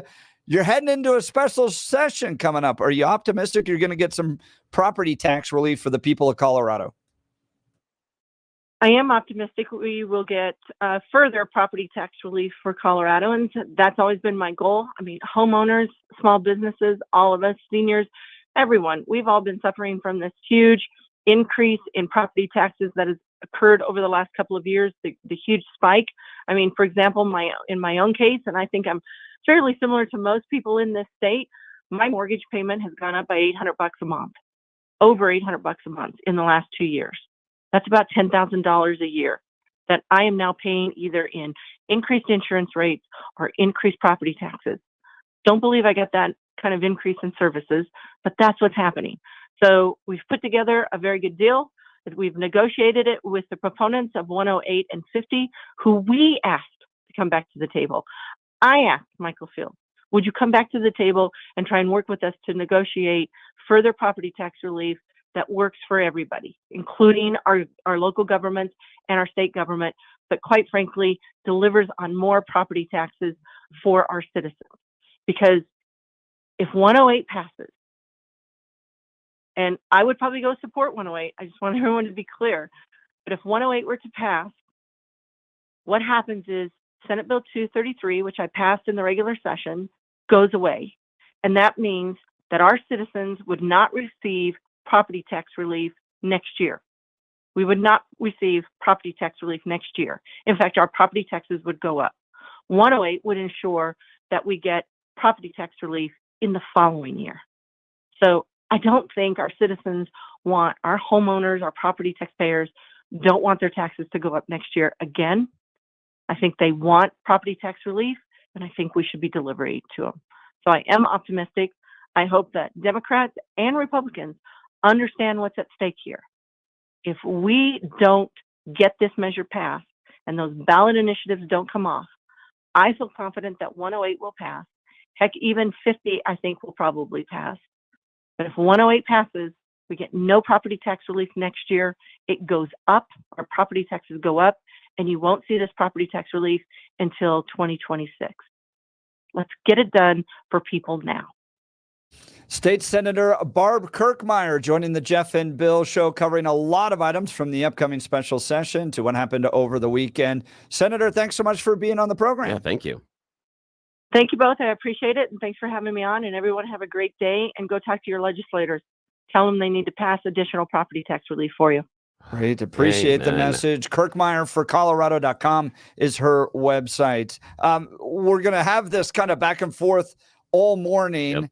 Brandi Bradley joining us in the 8 o'clock hour on her position. And in addition, she made a lot of news, international news. In fact, dealing with a teacher of hers that said that Leonardo da Vinci was gender fluid. And Mona Lisa was an example of his gender fluidity. I'm not making it up. And that teacher picked the wrong kid to send that message to, because you don't get more of a mama bear down at the state capitol fighting against that type of lunacy than Brandi Bradley. So Brandi will be joining us in the 8 o'clock hour. Look, pain from arthritis is just awful. Bone on bone, constant pain. It robs you of so much of the stuff you love to do, but there are effective ways to deal with that pain. And I'm not talking about drugs or surgery. Listen, there's an exciting new cellular therapy that can get you lasting relief, and the place to go, QC Kinetics. QC Kinetics uses cutting-edge treatments that accelerate your own body's healing properties, revitalizing your joints so you can move again. If you're living with chronic pain from arthritis or injury, you need to know that steroids and surgery and pain pills are no longer your only option.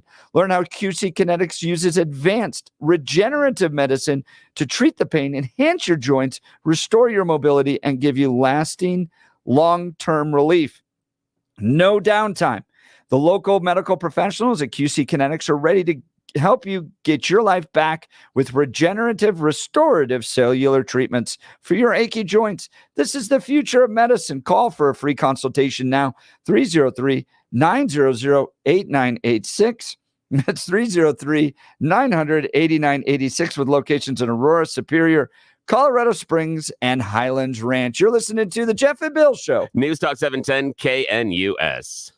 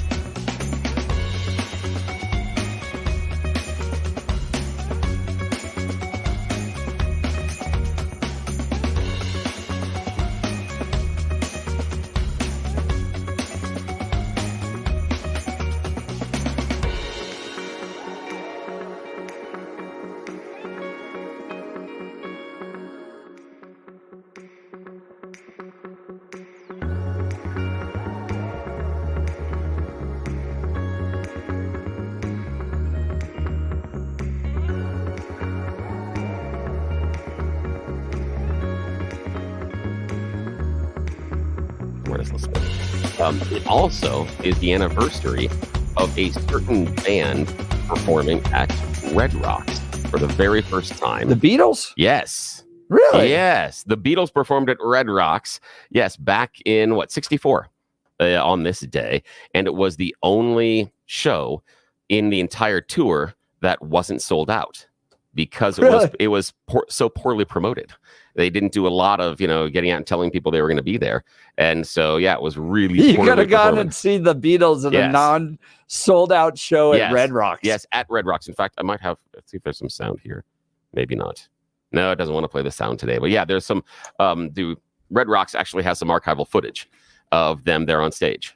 Nice. Yeah, which is really kind of cool. So my pops always tells me about the time when Elvis came. He bought like Cadillacs for a whole bunch of cops out here in Denver. Yes, he did because he appreciated them so much. Yeah. I've talked to a couple of people that knew that they just kind of showed up and he would buy the cars for him. And what'd you do? And yeah, Elvis was great. It was fantastic. In fact, if you ever get a chance to do a tour at Red Rocks, you want to get to the passageway that is where the soundboard is, that goes down towards backstage. It's a tiny, tiny passage. You can't really stand up the entire way.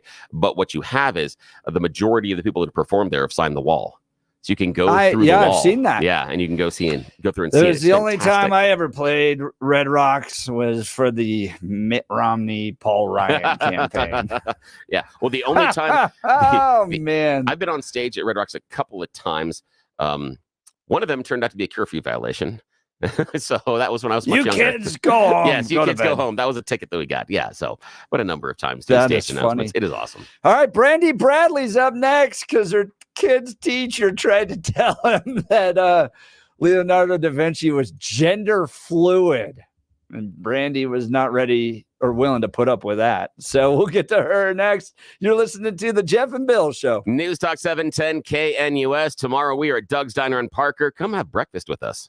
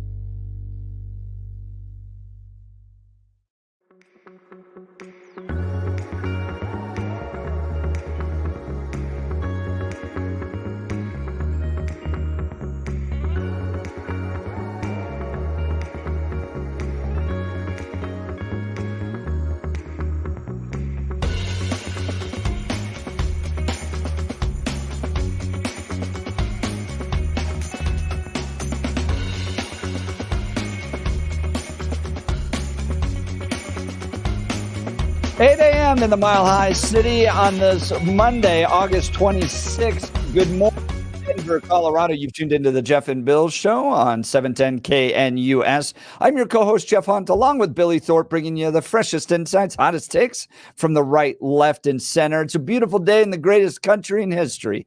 We're gearing up for a whole nother morning of engaging discussions, critical analysis, and most importantly, your calls and texts, because this is where Denver's voice is heard loud and clear. So grab a cup of coffee, Denver, and let's dive into the issues that matter most to you right here, right now. Coming up after the news, Brandi Bradley joins us. She's a state representative. New York Post headline, Colorado State Representative Brandi Bradley clashes with son's teacher who suggests that to class that Leonardo da Vinci was gender fluid. I hate this revisionism history stuff.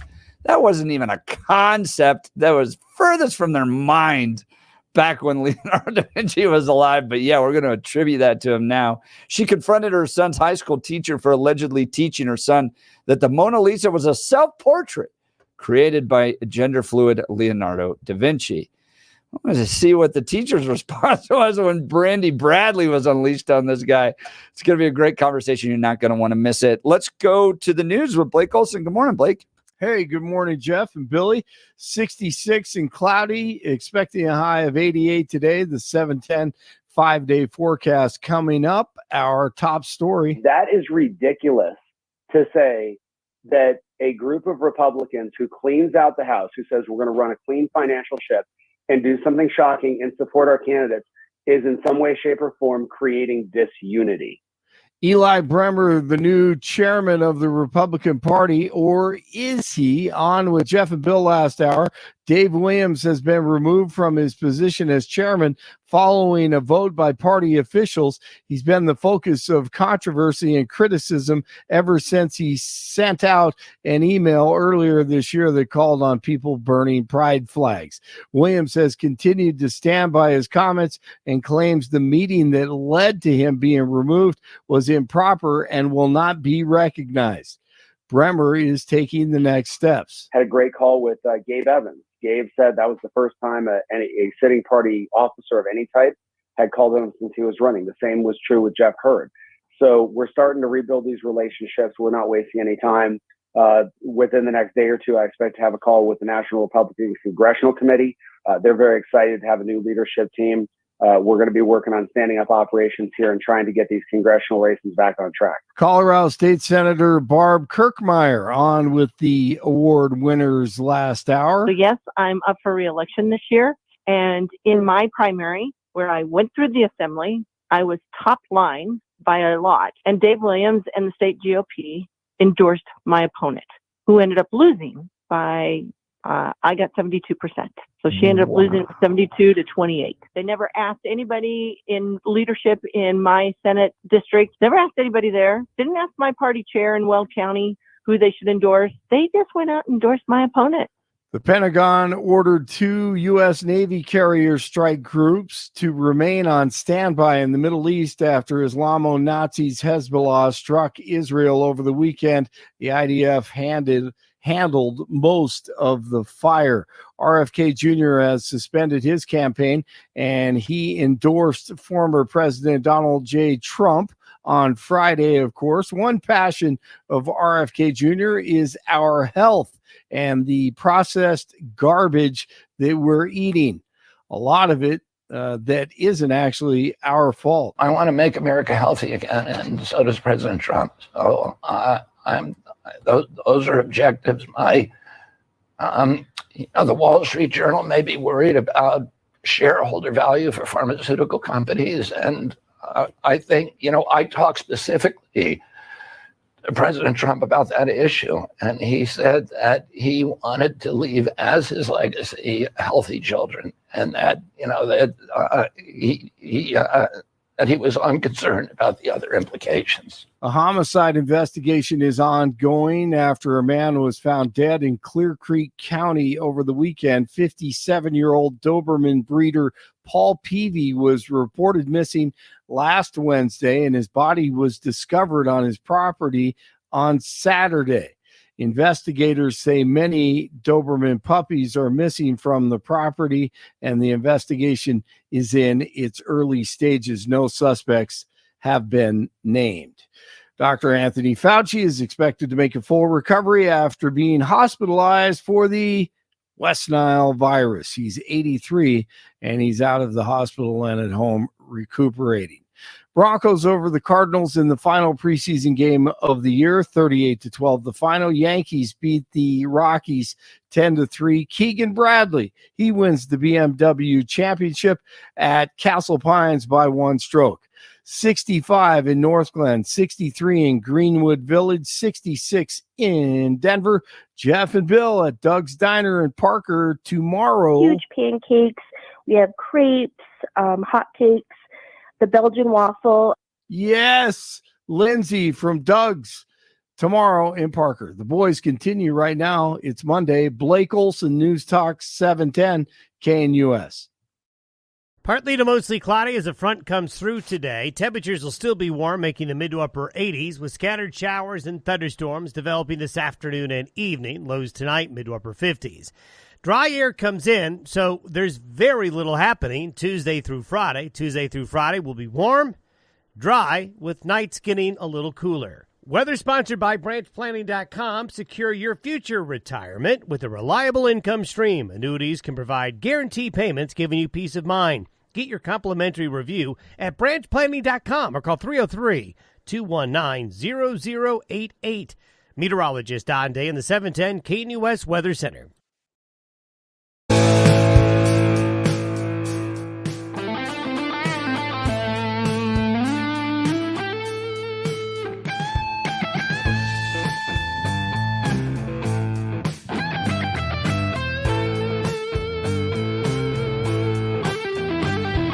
All right, a teacher in Los County made a big mistake. New York Post headline. Colorado State Representative Brandi Bradley clashes with son's teacher who suggested to class that Leonardo da Vinci was gender fluid. Colorado State Representative Brandi Bradley confronted her son's high school teacher for allegedly teaching her child that the Mona Lisa was a self-portrait created by the gender-fluid Leonardo da Vinci. My 15-year-old's history teacher told her students that Leonardo da Vinci was gender-fluid and that Mona Lisa was a depiction of his feminine side. What? And tonight is back-to-school night, and she has no idea what kind of mama bear is coming for her. Joining us on the Jeff and Bill Show is Representative Brandi Bradley. So, Representative, give us a sense of how this all started. Your child comes home and says this is what they were taught at school? Yes. Good morning. My son came home and said, we talked about gender fluid, and I wanted to tell you that before back to school night. And I said, excuse me?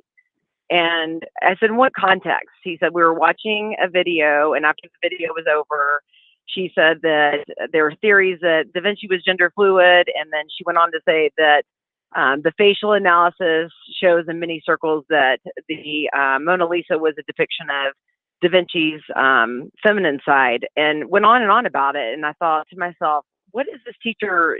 I said, is she a new teacher?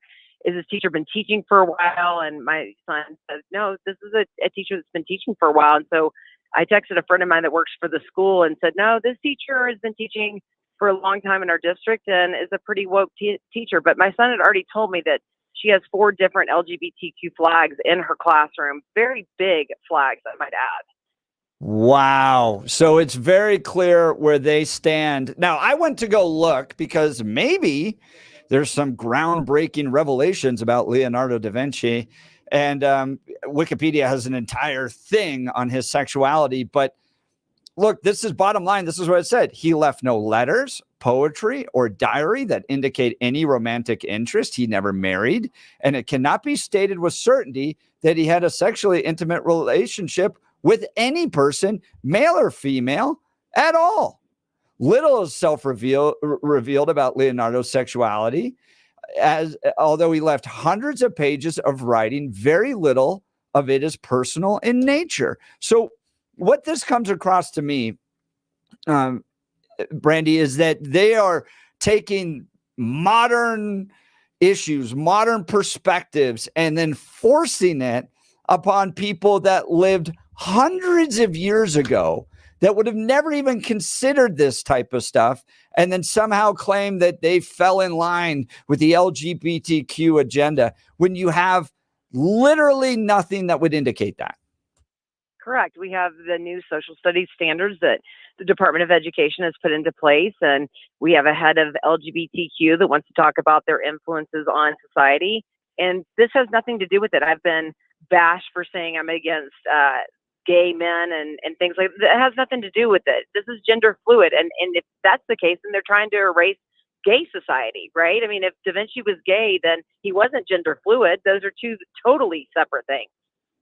So what was the conversation with your son's teacher like? Did you confront her about this? I imagine you're the type of person that would. I definitely confronted her. I voice recorded because I wanted it on the record. I wanted her to tell me exactly. She was very nervous. I don't think she's ever been confronted before. And, people said I ambushed her. I did not. I waited for all the parents to leave. And I didn't want to send an email because I didn't want her to be able to come up with a plan. I wanted to know verbatim what her plan was to tell me. And she said that she was given a Douglas County approved video for the kids to watch, which I watched. It said one time that there was a theory that Da Vinci was gay. There was no mention of gender fluid. There was no mention that the Mona Lisa was a depiction of his feminine side. This teacher just went out on her own from some continuing education course that she took to lie to kids because she knows kids don't have the wherewithal to know that that was true or false. You cannot lie to children. I mean, you're a trusted adult, and I am frankly sick of it, to tell you the truth. You don't have to answer this question, but it would give us a little bit of context. How old is your son? So we have a sense of, are they teaching this in high school, middle school, elementary school? He's 15 years old, and this is world history. This is not an art class. This is world history. Well, I went to go look about the idea that Leonardo da Vinci may be gay, right? And there's really only one historical document concerning Leonardo's sexuality as being gay because of an accusation of sodomy that happened in 1476. Right. But they were never able to prove it. There was no corroborating evidence. Now, back then, this was illegal, so that's why he's brought up on, he was accused of it. And it came from one single letter. But Representative Brandi, why the hell does that matter?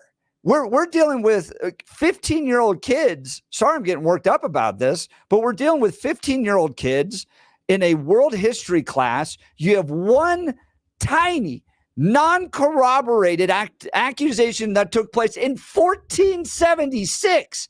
And we've got to teach kids in 2024 in a world history class about it? Seriously, we don't talk about the sexuality of Margaret Thatcher. Why are we talking about the sexuality of Leonardo da Vinci based upon one single accusation, hundreds of years later? Who cares? And why does a kid need to learn about this? Well, they don't. It's the woke agenda that are trying to propagate kids down false narratives, and I'm not going to stand for it. And you know what? Come after me, but you're not going to shut me up. I mean, I don't know if people don't understand that they're not going to shut me up. They're not going to shut me up. So what's next? I mean, there's different routes for you. I imagine this is a public school. So is the teacher backing down? Did the teacher apologize? Are you going to have to take this to the dean or the principal? Well, I was supposed to meet with the principal, but we're going into special session today. So that's going to be put on hold for God knows until this circus show is over at the state capitol. But, it will be followed up on. I've filed with a CPAN, and we will take the next steps. I mean, Erin Kane should figure out why her teachers in her school district are still doing these things. Now, Brandi Bradley, Colorado State Representative, joining Jeff and Bill live. The question I have, when you had the conversation with both the teacher and with your student that was in the class, did the teacher present this as a theory, or were they presenting it as fact, as if this is what is now conventional wisdom? What was the presentation? That's interesting. Coming from a 15-year-old, he said that it was presented as a fact. Now, I wasn't in the room, so I'm going to give the teacher a little bit of leeway. The gender fluid, I think, probably was more presented as this is what is commonly accepted now. It seemed to be that it was fact that the Mona Lisa was a depiction of his feminine side. Okay. I appreciate this only because, like Jeff, I've done some research on this, and actually I've seen some stuff a number of years ago.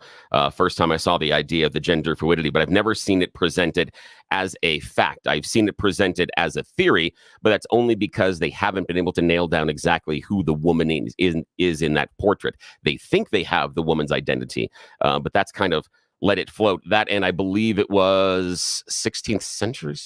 It was about 100 years or so after Da Vinci passed away that was the first narrative about him being gay. Is the first time that pops up. We do go back to the original accusation. Why does that matter to 15-year-olds, man? I understand based on, and this is the thing is, I disagree with the teacher in a world history class bringing up the idea of the portrait and gender fluidity. That's an art history class. You can talk about it based on the, how the images are designed. But there could be something where if, again, this is only if, in the discussion of Leonardo da Vinci, you can say, there was an accusation of homosexual behavior that it was based on one anonymous letter, but this has been something that has been discussed starting as early as here, and it still continues today. That's it. That's all you'd really have to do, and say that nobody really knows one way or the other. And for me, that would at least say if there are some kids that are gay in the room, that, it's more or less an acceptance thing that, hey, but again, it's how the teacher dealt with it. The teacher goes through and goes, yes, and it's still discussed today. That's it.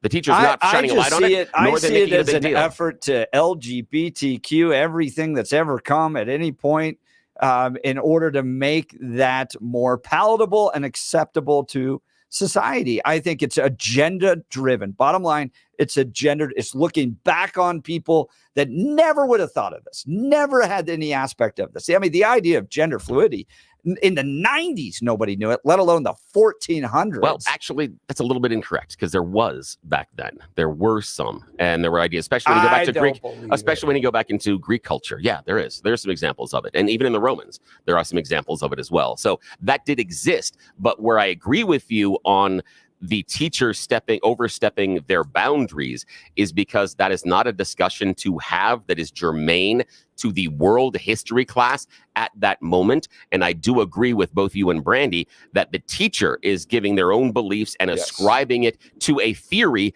that is not proven and trying to enact an agenda. There, I agree with you. That is what the teacher is doing. They way stepped out of the boundaries. There's no reason inside a discussion of world history whether or not Leonardo da Vinci was gender fluid. It has no impact on the discussion about world history, nor about the ability and works of Leonardo da Vinci. Not at all.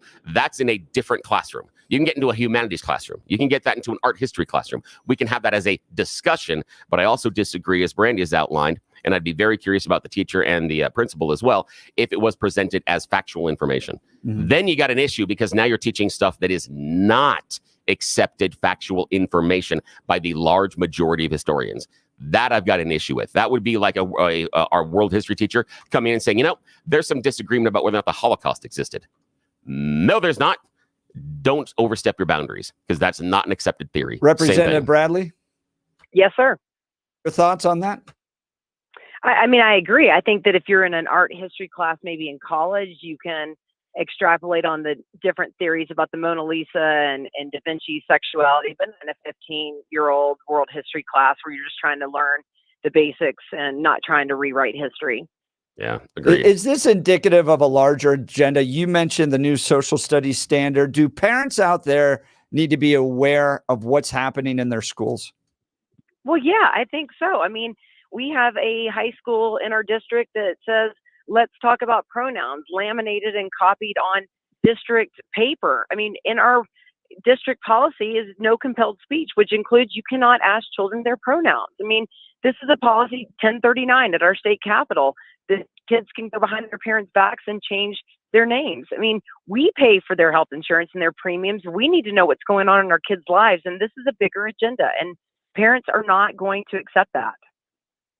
Can we pivot now to Dave Williams? We've had a lot of activity over the weekend. Eli Bremer was on this morning, Senator Barb Kirkmeyer, Hugo Chavez Rey in defense of Dave Williams, saying that the meeting was not appropriate. In fact, wasn't even legal. What's your take on what happened over the weekend, Representative Brandi Bradley?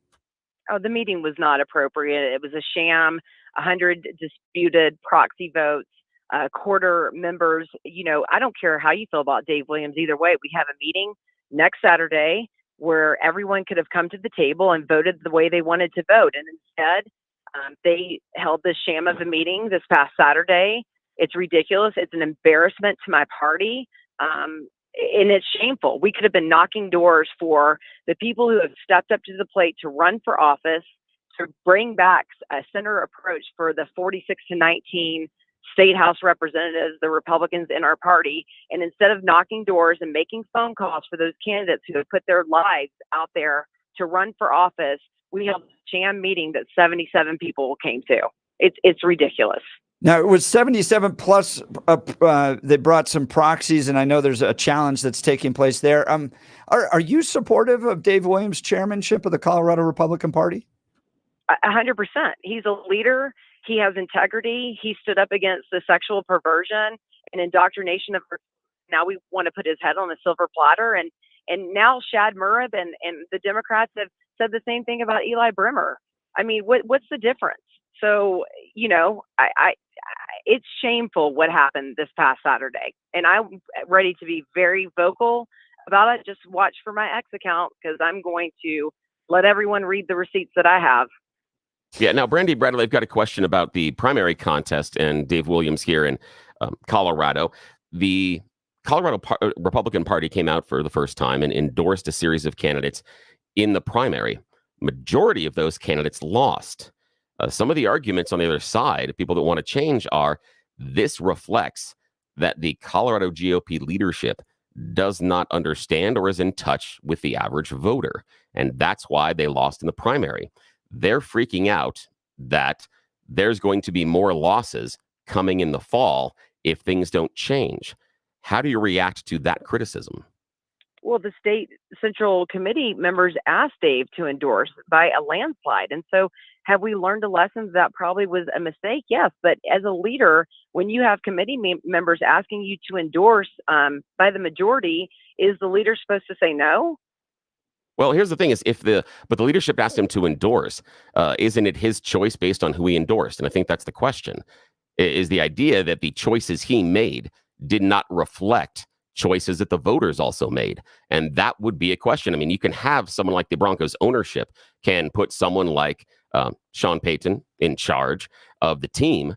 But if he makes bad decisions, they can make a change and say the team's not going to win. And I think that's the critique. Even though the party said, hey, go ahead and endorse in the primary, the endorsements he made didn't come to fruition. Wouldn't that cause anyone pause to think about what direction are we going if the leadership didn't understand what the voters wanted during the primary?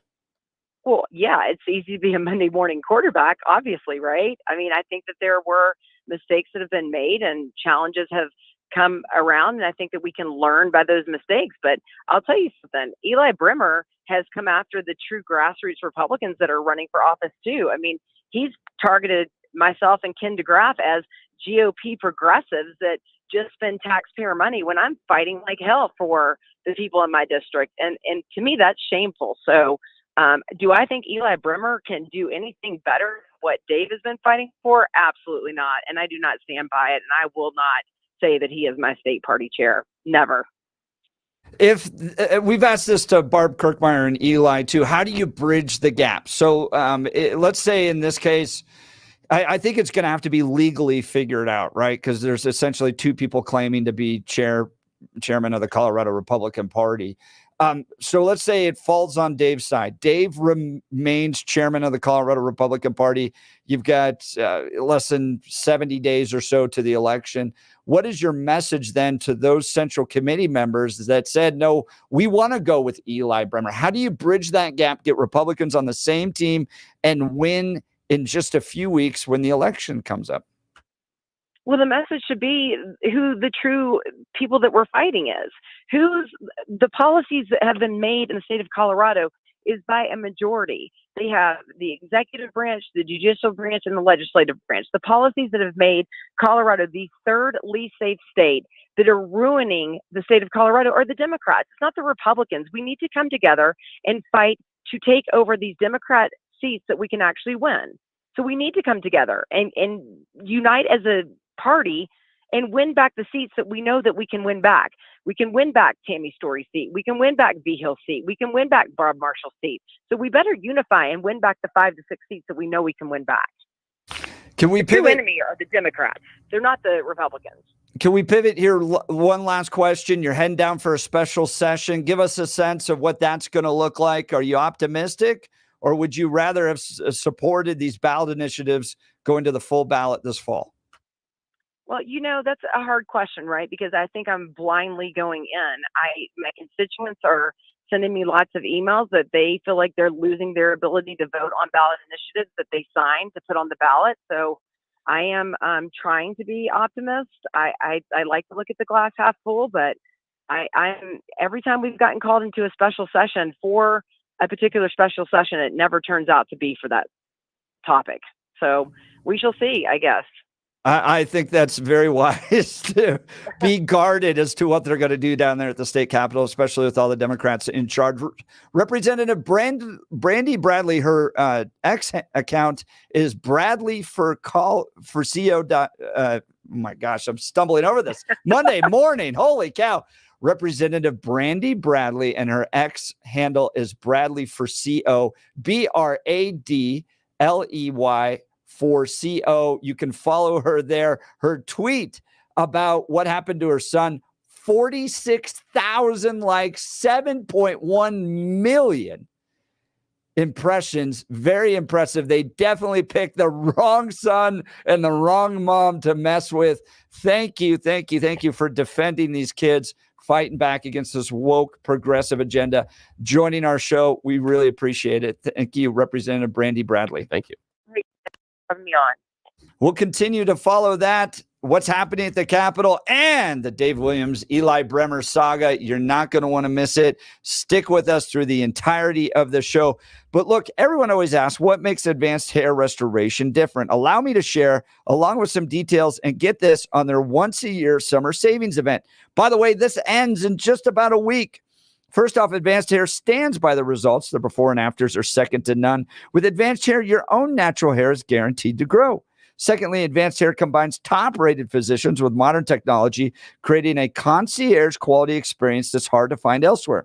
And lastly, Advanced Hair's Advanced FUE begins regrowing your own natural hair the very next day. It's quick, it's simple, and it's easy. Now, if you have a flexible schedule this summer and you've been waiting for that special savings opportunity, it's here.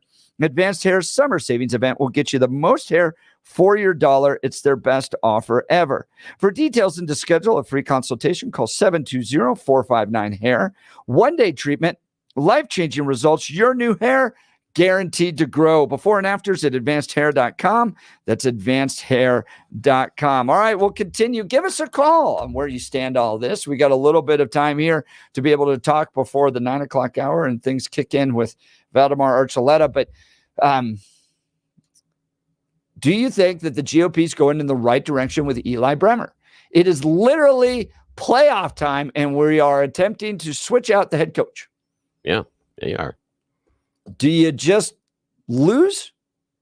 Just, stay with the horse that's losing and go through and replace him after the playoffs? Or do you try to switch things up? And can Eli Bremer deliver the results that he's promising in such a short time? It's a tall mountain to climb. Yeah, it is. But he's an Olympic athlete, so he has a history of doing tough stuff. And maybe when you get back, Jeff, through the text messages, would like to know, since we're just talking school here, so far, how would you grade Dave Williams' performance as chairman? Maybe that's what we asked the callers as well. Yes, what would you grade him so far? Is it a pass? Is it a fail? Is this just pass fail? Or is it more of a curve like, we used to have in high school? How would you grade him? I'd be curious. So give us a call, 303. 303-696-1971. I almost gave out my cell phone. Like, no, I can't do that one. Billy's going to give out his cell phone. Yes, that would all be awful. I'd have to get a new phone by the afternoon. It's funny. I have left voicemails for like plumbers being like, give me a call at 303-696-1971. Yeah. Now, that's not it. Phone lines 303-696-1971. Text us on the 710 KNUS app or at 720-892-6757, 720-892-6757. You're listening to the Jeff and Bill Show. News Talk 710 KNUS.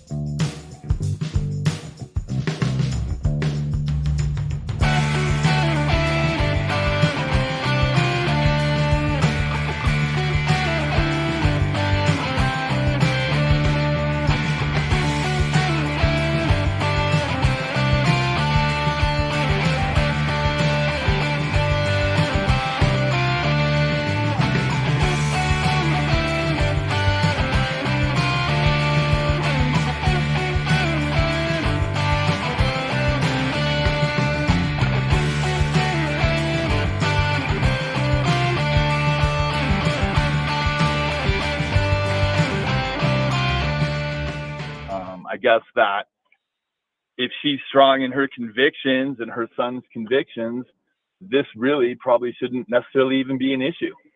Dan, tell me why it's important for 15-year-olds to learn about gender fluidity in a world history class.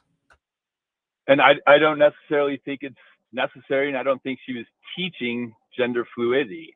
I think she was teaching about the Renaissance, and it sounds to me like this was mentioned in the video, and the student had a question about it, and she explained it. I don't know that she's teaching gender fluidity. Like I said, it's a theory. And if a kid asks a question about a theory, I'm sure you're going to probably answer what it means.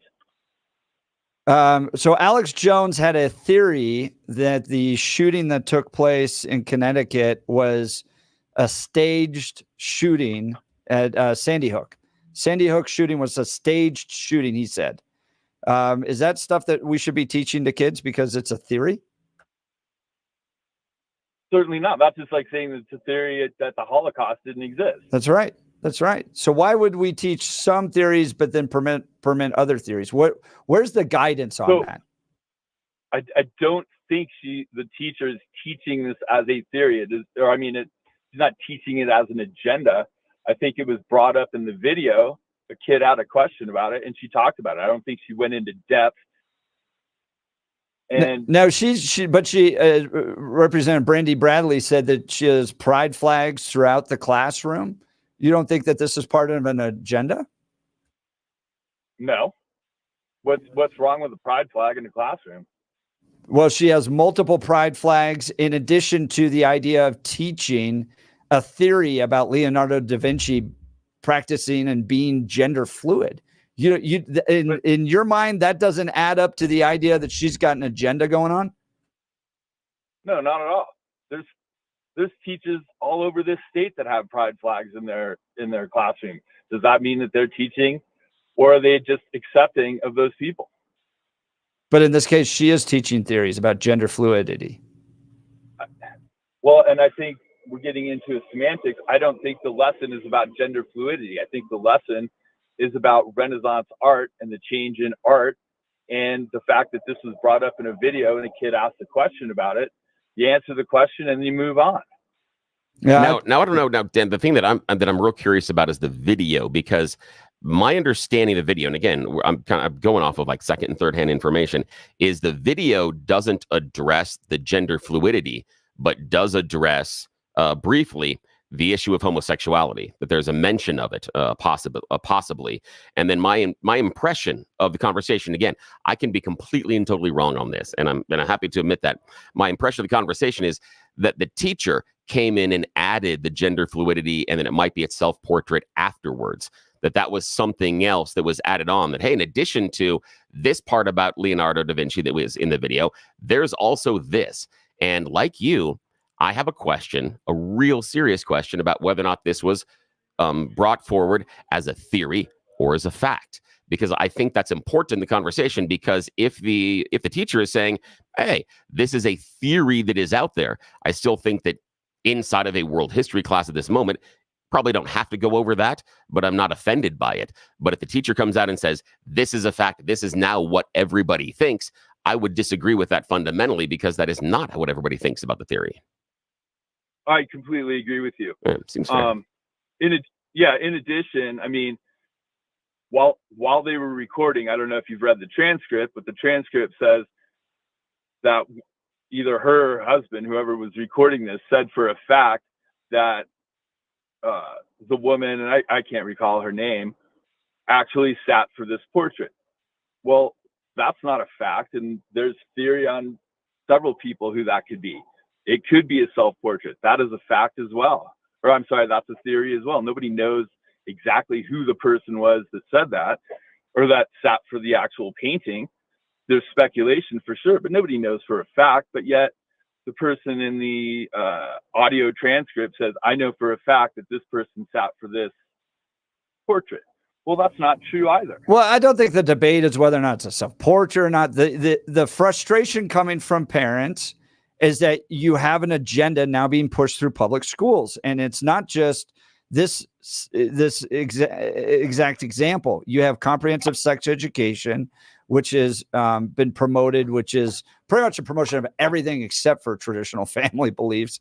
You have new social studies standards that are out there. You have teachers with pride flags out there. And now you're showing videos promoting the idea of gender fluidity. This is just an agenda. And my question to you, Dan, is it right for agendas, for political agendas, to piggyback through schools and to be pushed upon kids, or should they just be teaching facts? I think they should just be teaching facts. I agree with that. But I would also say, too, that if you read the transcript, she also asked, why are there not any Christian symbols in here? Where are the 10 commandments? Why not? How come there's not a picture of Jesus? As a state representative, that can't be in there. Why not? Why should it be? Because it's fact. The 10 commandments are a fact. Or a historical fact in the creation, the formation of this nation. That's debatable. I would argue that most of our founding fathers were deists, and they weren't actually necessarily following Christianity. They would argue that there is a higher power for sure, but I don't.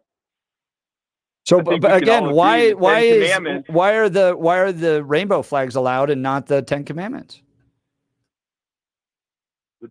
I don't think the 10 commandments are religious. You don't think that the pride flag is religious? No, not at all. Do you think there are Christians that are in the LGBTQ community? Well, is it an act of faith to believe that someone can change their genders, that there's over 90 genders out there? You don't think that takes a leap of faith? So does Christianity takes a leap of faith. But you just told me that Christianity is religion and that the LGBTQ is fact. I didn't say it was fact, but there are people that are gay and lesbian who are Christians. Does that go against Christianity? But my challenge to you is, why do you put Christianity in the category of religion and not the LGBTQ set of beliefs? I don't see them as seeing anything as a higher power. I think religious beliefs have to do with a higher power. I think, Dan, I would agree with you on that. The LGBT movement probably doesn't believe in a higher power.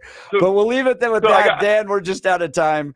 Dan's line will be open 303-696-1971. Adam, we'll get to you in just a second. Look, I want to talk to you about my friend Dan Caplis and Dan Caplis Law. Look, Dan suggests that you should choose a lawyer who shares your values, because who you choose to represent you in an injury case says a lot about you to everyone involved in the case. Dan Caplis is the son of a police officer. He's also a former seminarian. Dan has dedicated the last 40 years of his life to helping people who are hurt in serious motor vehicle crashes.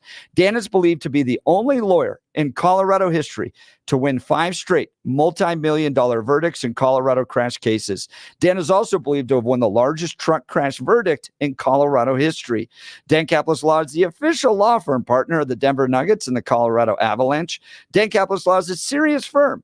For serious cases, Dan accepts righteous injury cases on a percentage fee basis so that he can represent good people from all walks of life without regard to ability to pay. If you need Dan's help, give him a call at 303-770-5551, 303-770-5551, or hit dancaplisLaw.com. That's Dan, CAPLISlaw.com. Adam, you'll be up next. You're listening to the Jeff and Bill Show. News Talk 710 KNUS.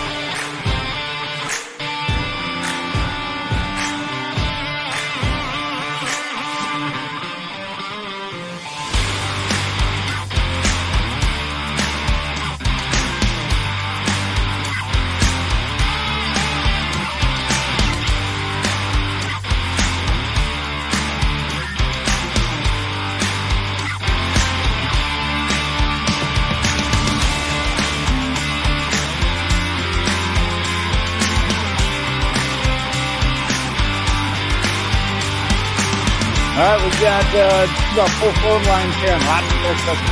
Let's pivot over to the GOP here in Colorado. Adam Greeley, you're on the Jeff and Bill Show, News Talk 710 KNUS. Good morning. Morning. Gentlemen, thank you for inviting me on the show. I appreciate you taking my call. Yeah, go for it. What's up?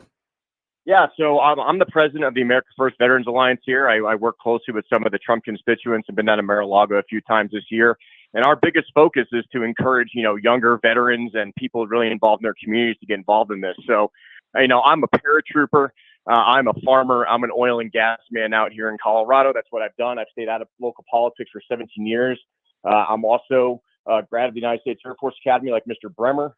So, I understand his perspective as well. I fought for justice reform at the Air Force Academy for over a decade in D.C. So are you supporting Eli or supporting Dave? Well, this is what I want to discuss is that from a neutral perspective, I see Dave's perspectives and he's definitely made mistakes. I've seen Eli's perspectives. He's definitely made mistakes. And I was at that meeting. I sat down there for all 5 hours, and I'm all about parliamentary procedure and what we're doing to support our America First Trump supporting candidates. And what I don't understand from an ethics perspective is how they voted to say that only 3/5 of the members present could decide the future of over 600,000 Republicans in the state of Colorado. Is that ethical? Are we all being represented? I've sat on the back corner for a long time here in Weld County. I've been even blocked on Facebook groups by leaders in the Weld County GOP out here just from being constituent and trying to get involved in local politics. Why? Why are our voices being silenced, whether that's Dave Williams' side or the Eli Bremmer side? Adam, it's a great point. I appreciate the call. We're just out of time here. I'm going to get quickly to Raymond Denver. You're on the Jeff and Bill Show, News Talk 710 KNUS. Good morning, Raymond. Morning, guys. Thanks for taking my call. Yeah, go what's for on it. your mind?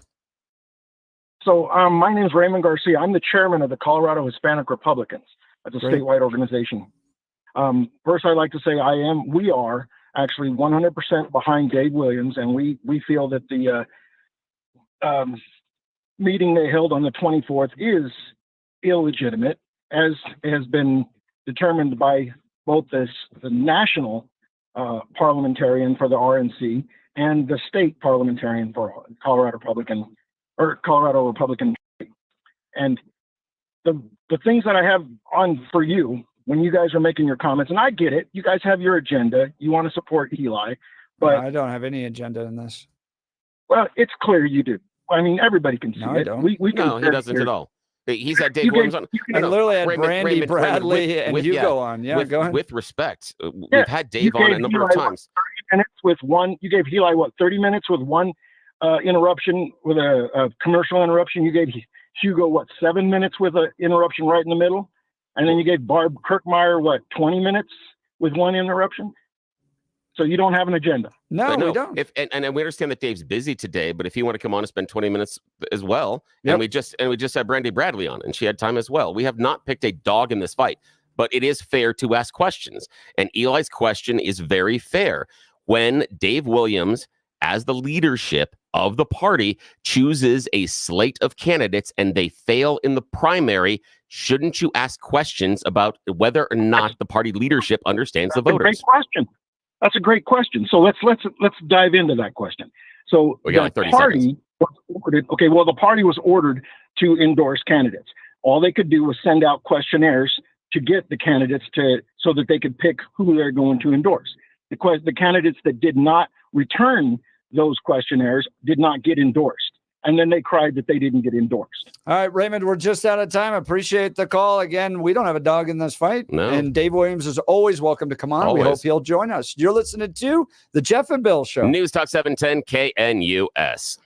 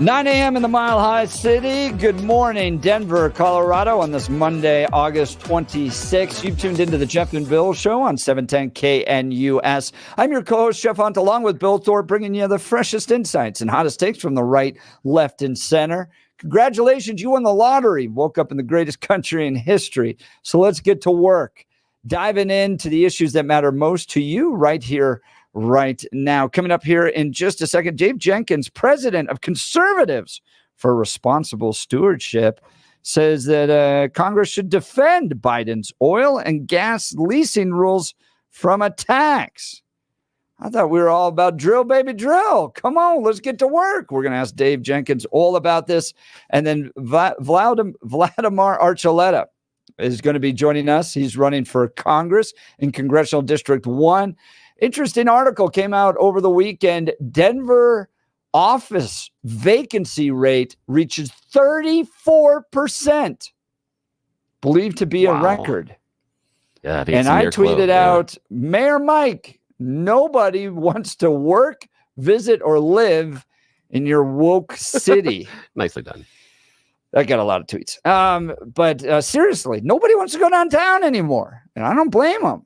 So we'll get into that. He's running for Congress, trying to represent the city of Denver. So lots to cover in the 9 o'clock hour. Let's check in on the news with Blake Olson. Good morning, Blake. Well, thank you, sir. Appreciate it, Jeff. And Billy, 69 and cloudy, expecting a high of 88 today. The 7-10 5-day forecast coming up. Our top story. That is ridiculous to say that a group of Republicans who cleans out the House, who says we're going to run a clean financial ship and do something shocking and support our candidates, is in some way, shape, or form creating disunity. Eli Bremer, the new chairman of the Republican Party, or is he? On with Jeff and Bill last hour. Dave Williams has been removed from his position as chairman following a vote by party officials. He's been the focus of controversy and criticism ever since he sent out that email earlier this year that called on people burning pride flags. Williams has continued to stand by his comments and claims that the meeting that led to him being removed was improper and will not be recognized. Bremer, moving on. Had a great call with Gabe Evans. Gabe said that was the first time a sitting party officer of any type had called him since he was running. The same was true with Jeff Hurd. So we're starting to rebuild these relationships. We're not wasting any time. Within the next day or two, I expect to have a call with the National Republican Congressional Committee. They're very excited to have a new leadership team. We're going to be working on standing up operations here and trying to get these congressional races back on track. Colorado State Senator Barb Kirkmeyer. So yes, I'm up for re-election this year. And in my primary, where I went through the assembly, I was top line by a lot. And Dave Williams and the state GOP endorsed my opponent, who ended up losing by, I got 72%. So she ended up losing 72 to 28. They never asked anybody in leadership in my Senate district, never asked anybody there, didn't ask my party chair in Weld County who they should endorse. They just went out and endorsed my opponent. Well, State Rep Brandi Bradley sides with Williams. She was on with Jeff and Bill last hour. 100%. He's a leader. He has integrity. He stood up against the sexual perversion and indoctrination of. Now we want to put his head on a silver platter. And now Shad Murab and the Democrats have said the same thing about Eli Bremer. I mean, what's the difference? So, you know, it's shameful what happened this past Saturday. And I'm ready to be very vocal about it. Just watch for my X account, because I'm going to let everyone read the receipts that I have. Stay tuned. More to come this weekend. In another story, Bradley making news again. A teacher told her son in a class that Leonardo da Vinci was gender fluid. She was given a Douglas County approved video for the kids to watch, which I watched. It said one time that there was a theory that Da Vinci was gay. There was no mention of gender fluid. There was no mention that the Mona Lisa was a depiction of his feminine side. This teacher just went out on her own from some continuing education course that she took to lie to kids, because she knows kids don't have the wherewithal to know that that was true or false. You cannot lie to children. I mean, you're a trusted adult, and I am frankly sick of it, to tell you the truth. Mona Lisa, men have named you So am I. Woke agenda pushers, quit jacking up great history. Not even relevant. Members of a House task force are in Butler, Pennsylvania today, touring the site of the assassination attempt of former President Trump.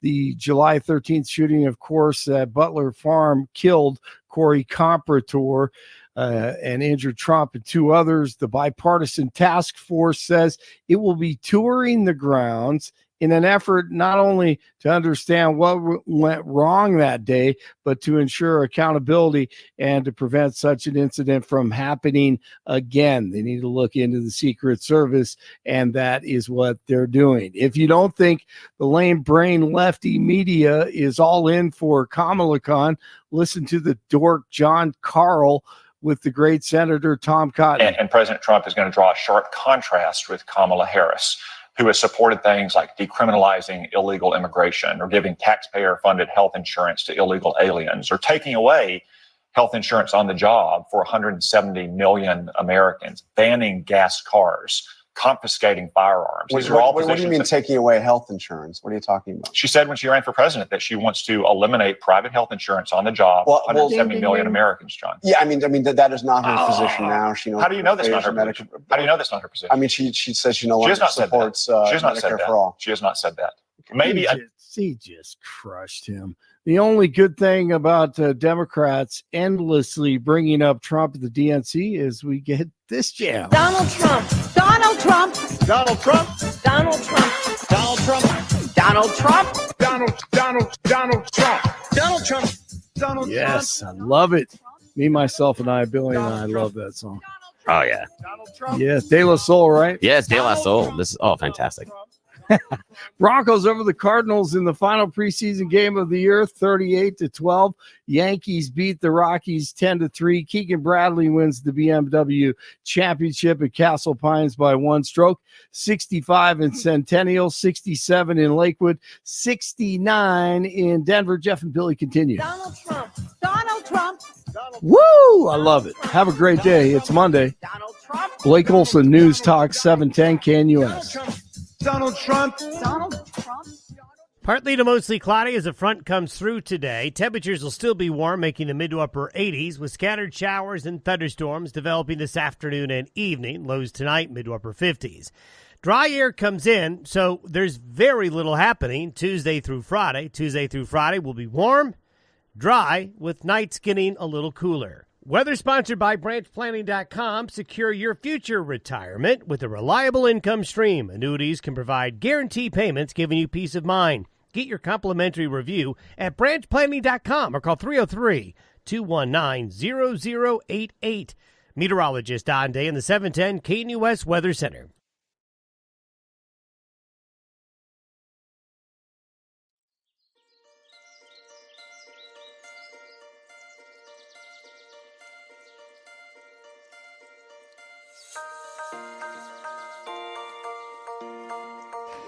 All right, welcome back to the Jeff and Bill Show. Conservative group calls on Congress to defend Biden's oil and gas leasing rules from attacks. Joining us to give us some insight is Dave Jenkins. He's the president of Conservatives for Responsible Stewardship. Dave, drill, baby, drill. What are we doing? We want to defend Biden? Give me some insight on this. Well, this is not about drill, baby, drill. This is about protecting taxpayers. And so the new rule basically does two primary things. One is it increases the bonding amount for people drilling to make sure we get rid of this orphan well problem, so that they put up enough money in a bond that if they skip out on their obligation to plug and clean up the well, there's not us taxpayers holding the bag. The other thing it does is it raises the royalty rate on the oil produced to the same level as what the states of Montana and Wyoming require for drilling on state lands. In fact, the bonding reform measure was first proposed by the Reagan administration, but for some reason it never happened. And the kind of thing we're trying to stop is, you've got a case there in Colorado where there's a lawsuit, a complaint that alleges a company called HRM Resources serves as a middleman, and they accumulate these depleted oil wells, and then they transfer those oil wells to companies that are structured to go bankrupt. And by doing that, the person doing the drilling and extracting the oil and making the profit, they get off the hook. They don't have to pay for it, but guess who does? You and me. And that's not fiscally conservative in my book.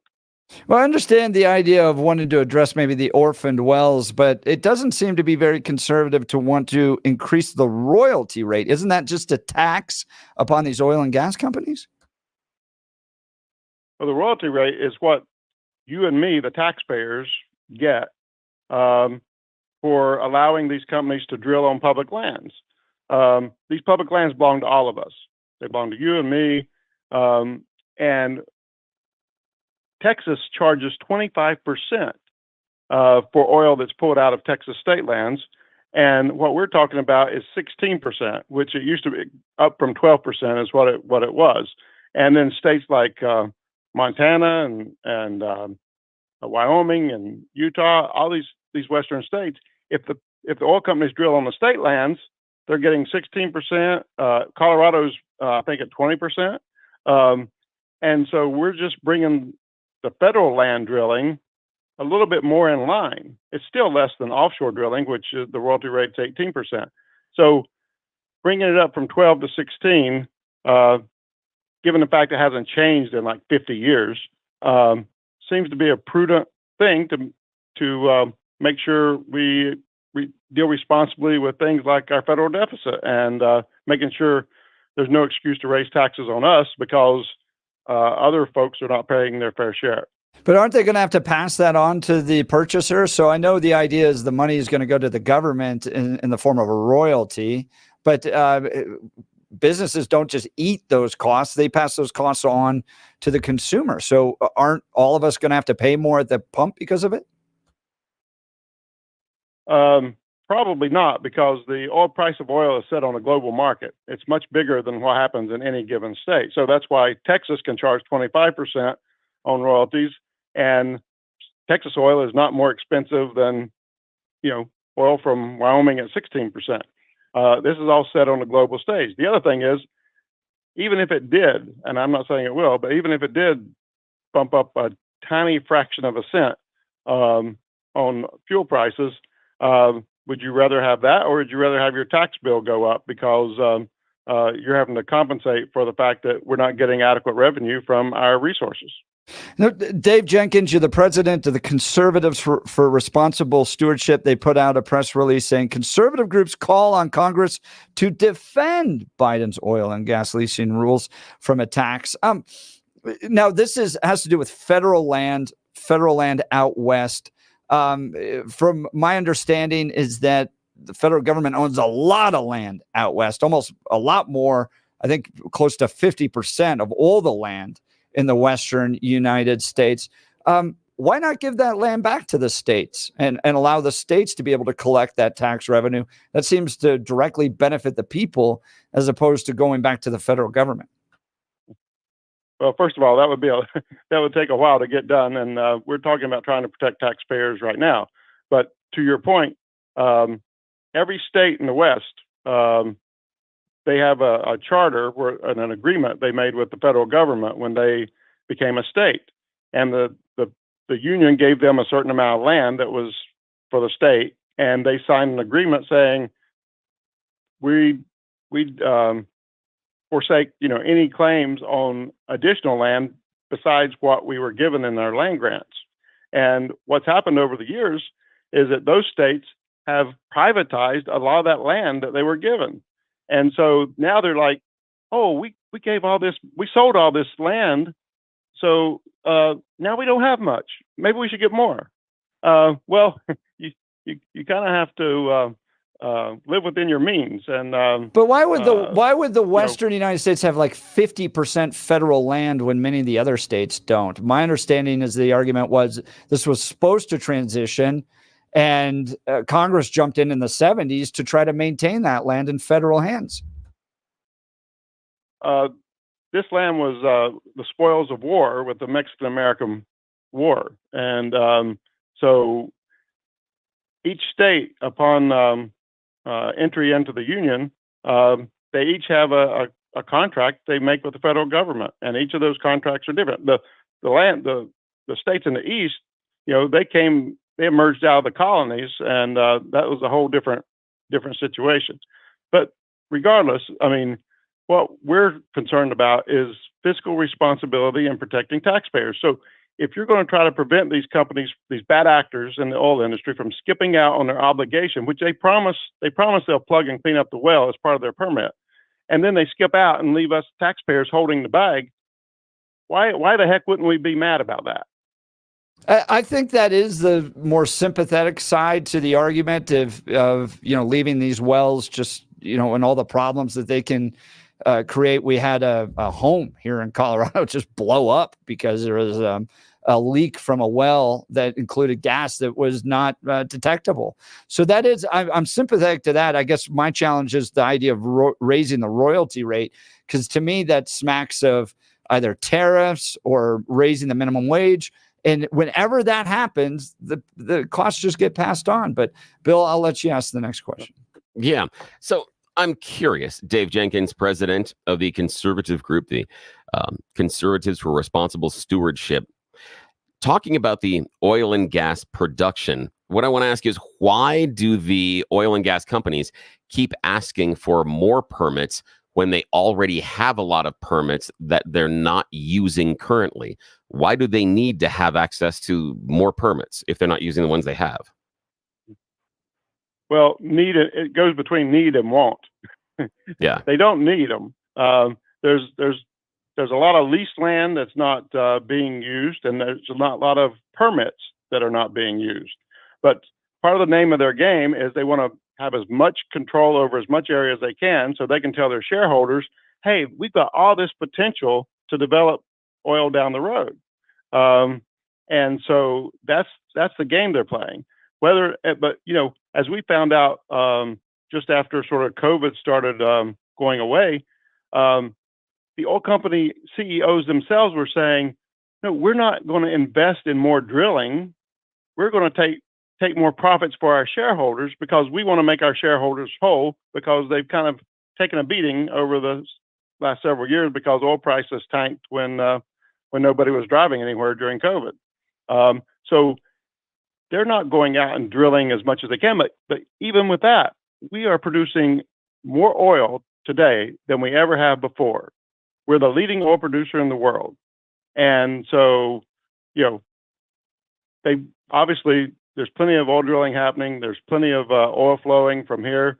And but the thing is we're concerned about the bad actors. We're those undercapitalized fly-by-night companies that are going around and trying to just extract the profit that they can and then skip out and on their obligations and leave us taxpayers holding the bag.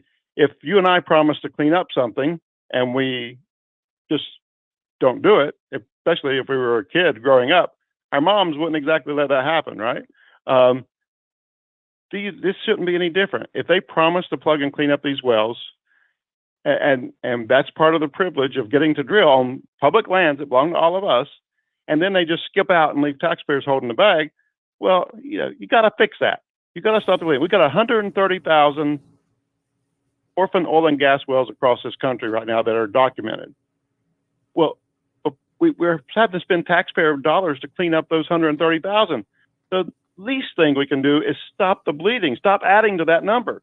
Because this backlog is still going to cost us billions and tens and tens of billions of dollars to clean up. David Jenkins, cost $150,000, $200,000. President of Conservatives for Responsible Stewardship. Appreciate your time today. Thanks so much for being on the Jeff and Bill Show. Appreciate it.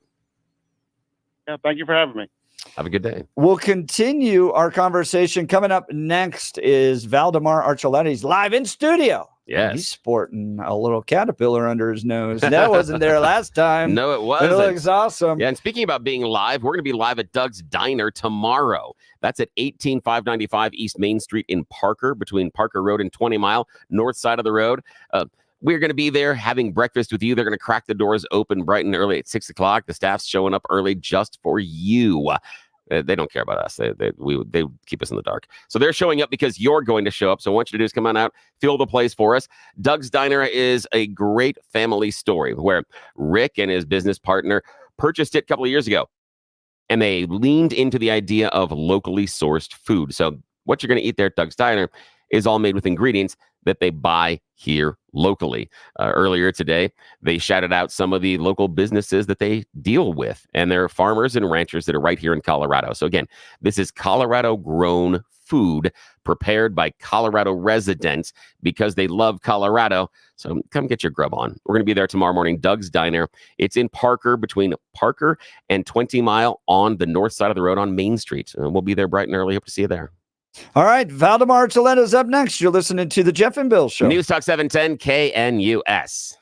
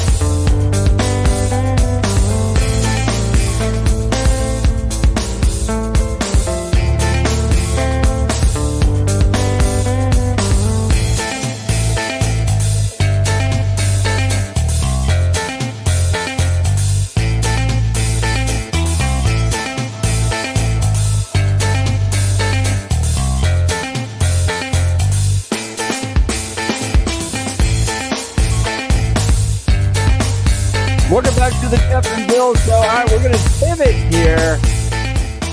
This was actually my original plan to have this conversation today, and then all the stuff blew up over the weekend.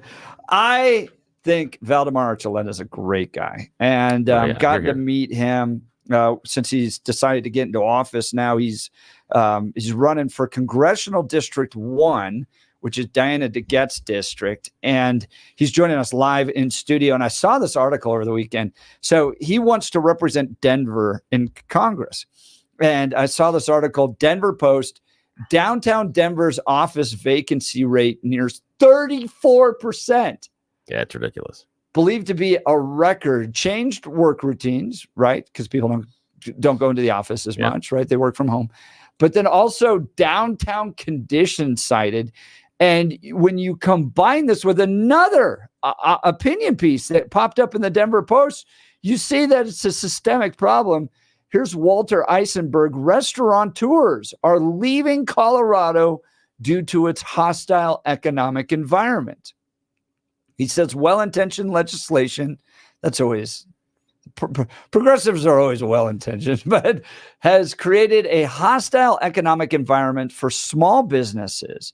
The owner of Sage Hospitality says, look, I was the chairman of the Western Conservative Summit for 8 years. We decided not to do it in Denver anymore because my audience wouldn't go downtown. Yeah. It was a real simple, economic calculation. My audience was like, don't host it there. We'll never do it again. It was like the top feedback we got from downtown. So he lives near Denver. He wants to represent Denver. He's tied into the Denver scene, ladies and gentlemen. Valdamar Archuleta, thanks for being on the program. Welcome. Yeah, thanks for having me. And you guys are wonderful, fabulous people too. I live fairly close to downtown. I'm just west of the stadium. Nice. I always just want to call it Mile High Stadium. I don't care what they name it. It's always going to be Mile High. It is always going to be Mile High. Which, by the way, I completely, and this is a whole side topic. I was driving down Federal yesterday. I completely forgot about the game, that there'd be hundreds of people everywhere. But I saw several vendors who were on Federal, and they have their little tents, and they're selling, Bronco stuff that had Trump flags waving from the top, and they were selling Trump flags on Federal in the middle of Denver. Wow. I had one back in the day. I was at the old Mile High. We were doing an event there, and I had forgotten that it also was the Cinco de Mayo celebration, and I accidentally exited the parking lot in the wrong direction. That was a fun hour and a half drive home at 3 miles an hour, but I was in a parade. So yeah, Cinco de Mayo, Federal is fun on Cinco de Mayo. Yes. but yeah, back on topic. It's getting rough downtown, and this, for people who live in Denver, I live in Denver. It's not surprising. I wasn't surprised that these two articles both kind of dropped late at the end of next week, right? Because people have seen it, and when you talk to business people downtown, they've been talking about this. Maybe it hasn't been as public. I know, like, our city leadership, especially the mayor, likes to talk about how great the city's doing, and we're the standard that all the other cities want to be like. We handled everything. Everybody left, and I'm like, I don't know if you have the same view of our city as the people who are actually living down there have of it. But it is kind of rough. And campaigning in Denver, I often end up in situations where, like, I'm the only Republican in the whole group, and we have our Democrat leadership, and pretty much everyone in the audience is a Democrat. And it is interesting in those situations because I feel like they kind of let their guard down, and they say things I don't think they would say normally. Like, really? As far as like, they're very hostile towards business people and property owners. And you can see it with the legislation that comes out. They like to have this narrative that, everyone who owns a business is just a greedy person, and they need to do better for, like, their community and their employees, as though they're all like millionaires and billionaires, even these little businesses, and that, all property owners are just, the greedy landowner. And you can see that in the legislation they put out and what they're doing. They hate Tabor. They hate any form of tax relief. And of course, their answer is never that maybe the government should do a better job of its handling its finances. It just needs more money.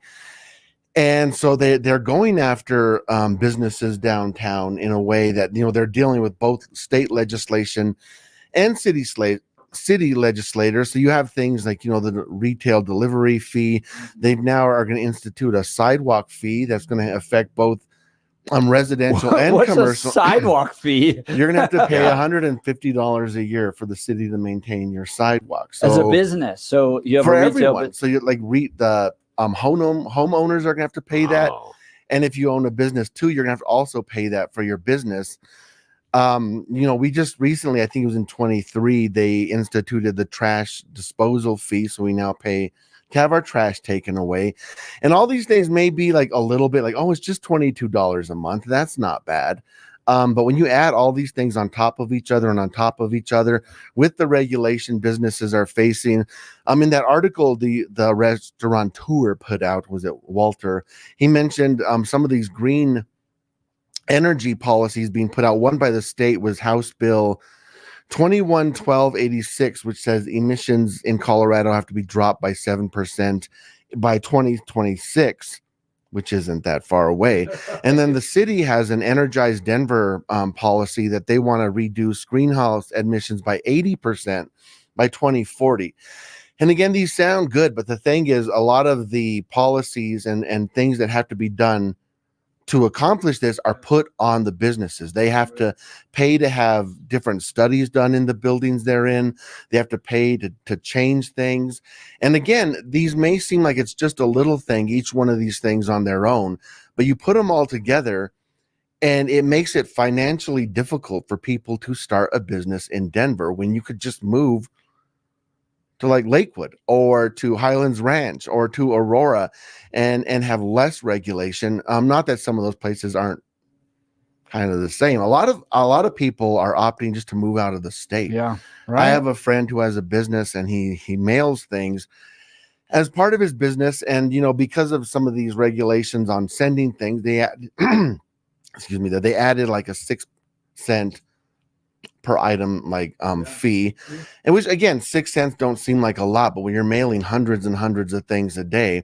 So now his business runs out of Cheyenne because is better. He makes more money just up there across the border. It's like a fireworks not that stand far now. away as in Cheyenne, and that's happening with a lot of these businesses. But not just that. You look at what's happening with the 16th Street Mall. They started the construction on that back in April of 2022. And it was supposed to be ending up like about now. By the end of this year, it was supposed to be done, but now they're extending it through next fall. So you have this huge construction project right in kind of that central core business area, walking right? distance. So the businesses along the 16th Street Mall have had this giant fence and barricade in front of their stores. People aren't walking there. It's really loud, and with all those buildings, the noise from the construction just like echoes through the whole downtown city. It makes it harder to get around because it kind of just cuts that middle part off. And it's been rough. And then you have the homelessness problem down there. You have crime, which is an issue. Again, even despite I was at one meeting and one of the people from the police department were saying, crime's better than ever. We aren't having a problem. I'm like, who told you to say that? Don't lie for them. Tell us the truth. One of my volunteers works downtown, and she was telling me all about what they're facing at their building, that their building's been shot at twice in this past year. And this is like right in the middle of the day. So while they're at work, someone's shooting at their building. One time a bullet like went right through their building. So people aren't comfortable working downtown. And she was saying you see like every day in front of their building or on the street, you'll see an ambulance pull up for something. Either someone's overdosed, there's been a fight, there's been some kind of violence. And it's not a comfortable environment for businesses to live in.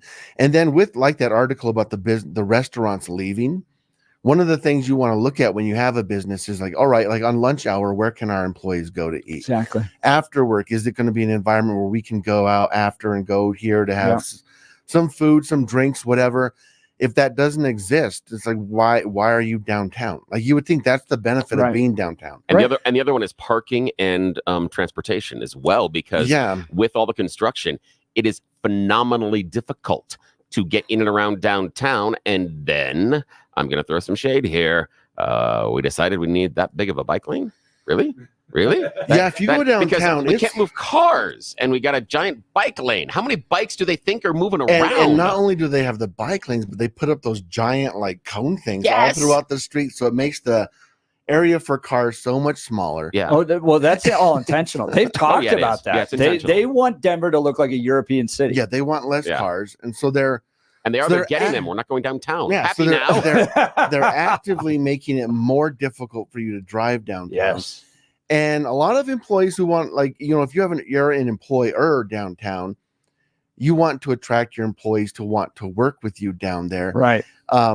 People aren't going to want to go down there when you're making It's there's just crime. not fun. I mean, It's look, not. look, I moved back to Colorado in 2012, grew up here, but then went to California and then to DC for 6 years, respectively.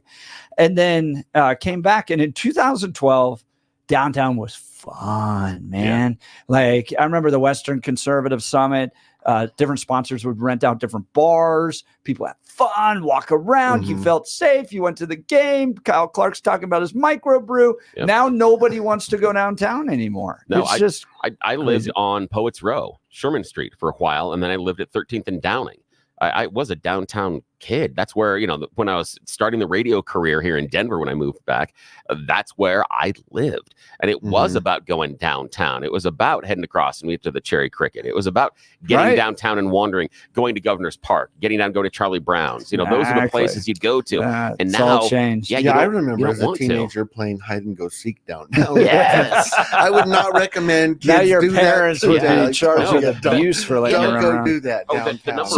The number of hours that I spent at wax tracks in and around that community and that area as well. It's but you can't find parking. You can't get down there very easily. And then when you do, many times you're going to wander around. Either there's going to be trash around, or there's going to be construction, or you're going to have a number of people asking to help them out.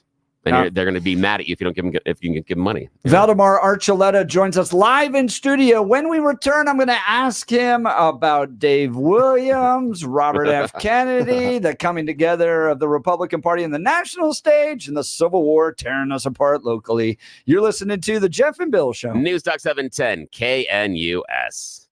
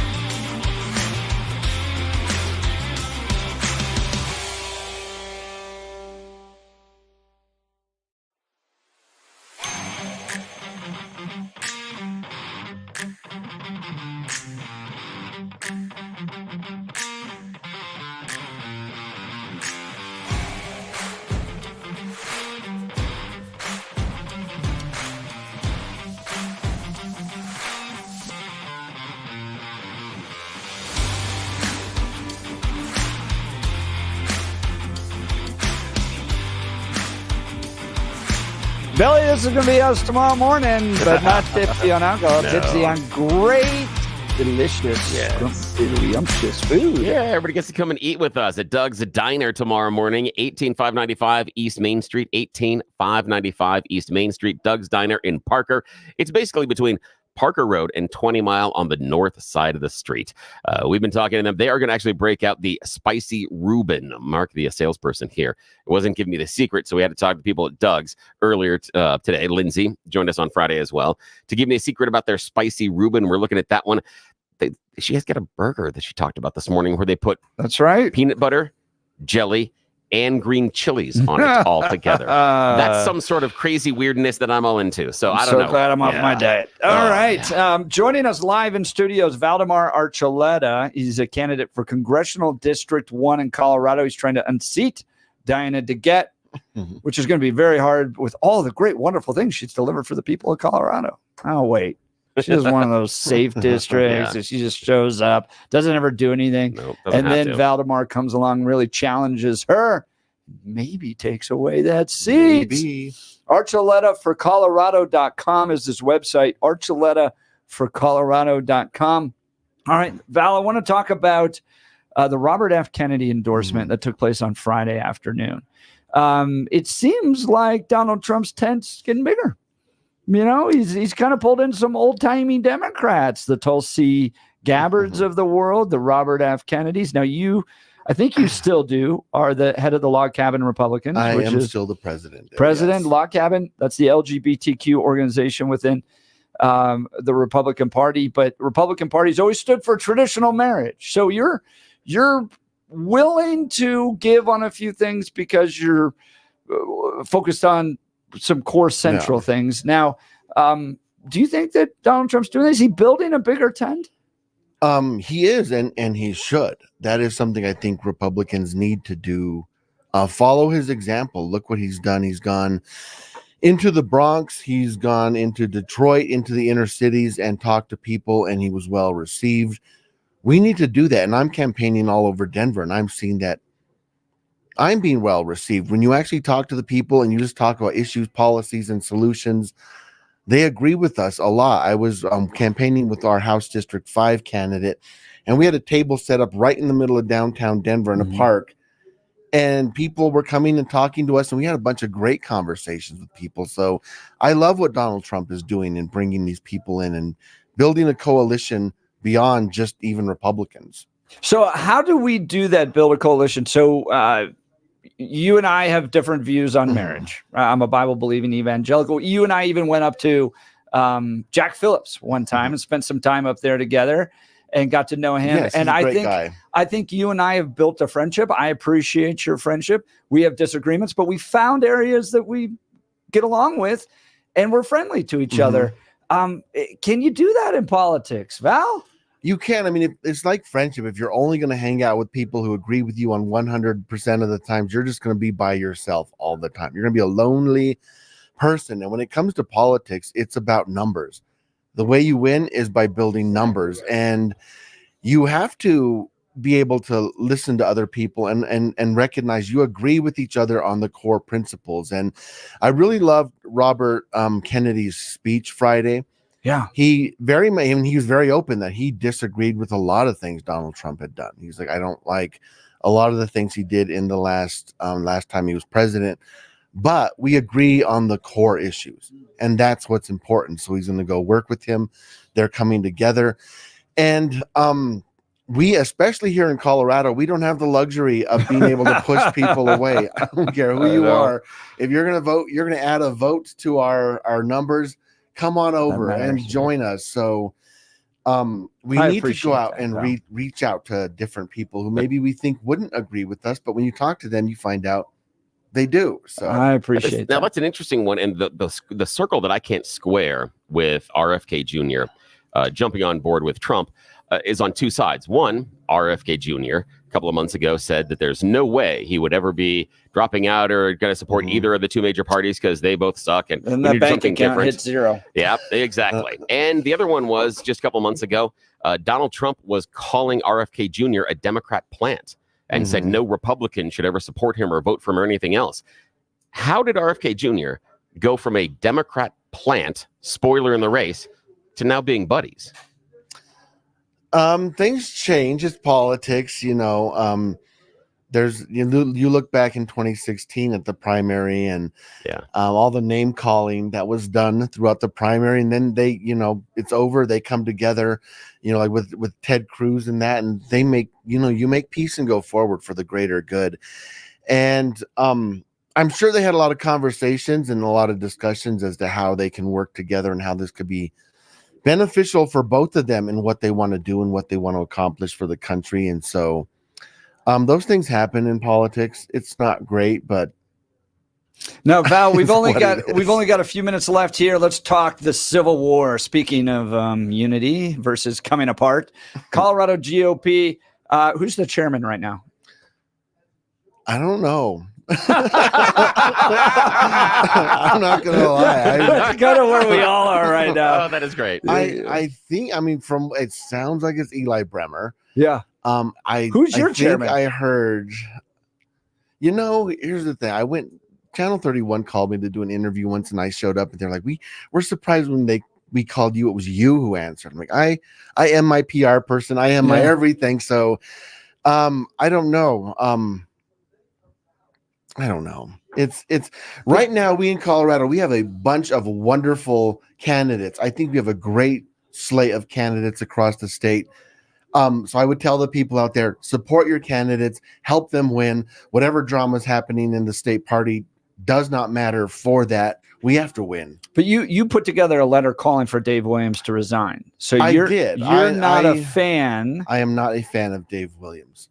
But if under the legal process he is the state chair, I will recognize that. You know, I haven't had the time to really look into what happened, what actually is the legal process, if any challenge coming back from Dave is legitimate. I don't know. I haven't looked into it, so I'm not going to pretend I do. And like Eli, I like Eli. I think Eli's a good guy. I don't know if he's the best person to actually unify the party. Who is? I don't know. I think Britta Horn would have been a better choice for chair, because I think she would be able to reach all sides of the party a little better than Eli. I think Eli is just too like he's placed with a certain group within the party, and I think a lot of people view him as being part of the more establishment side of the party.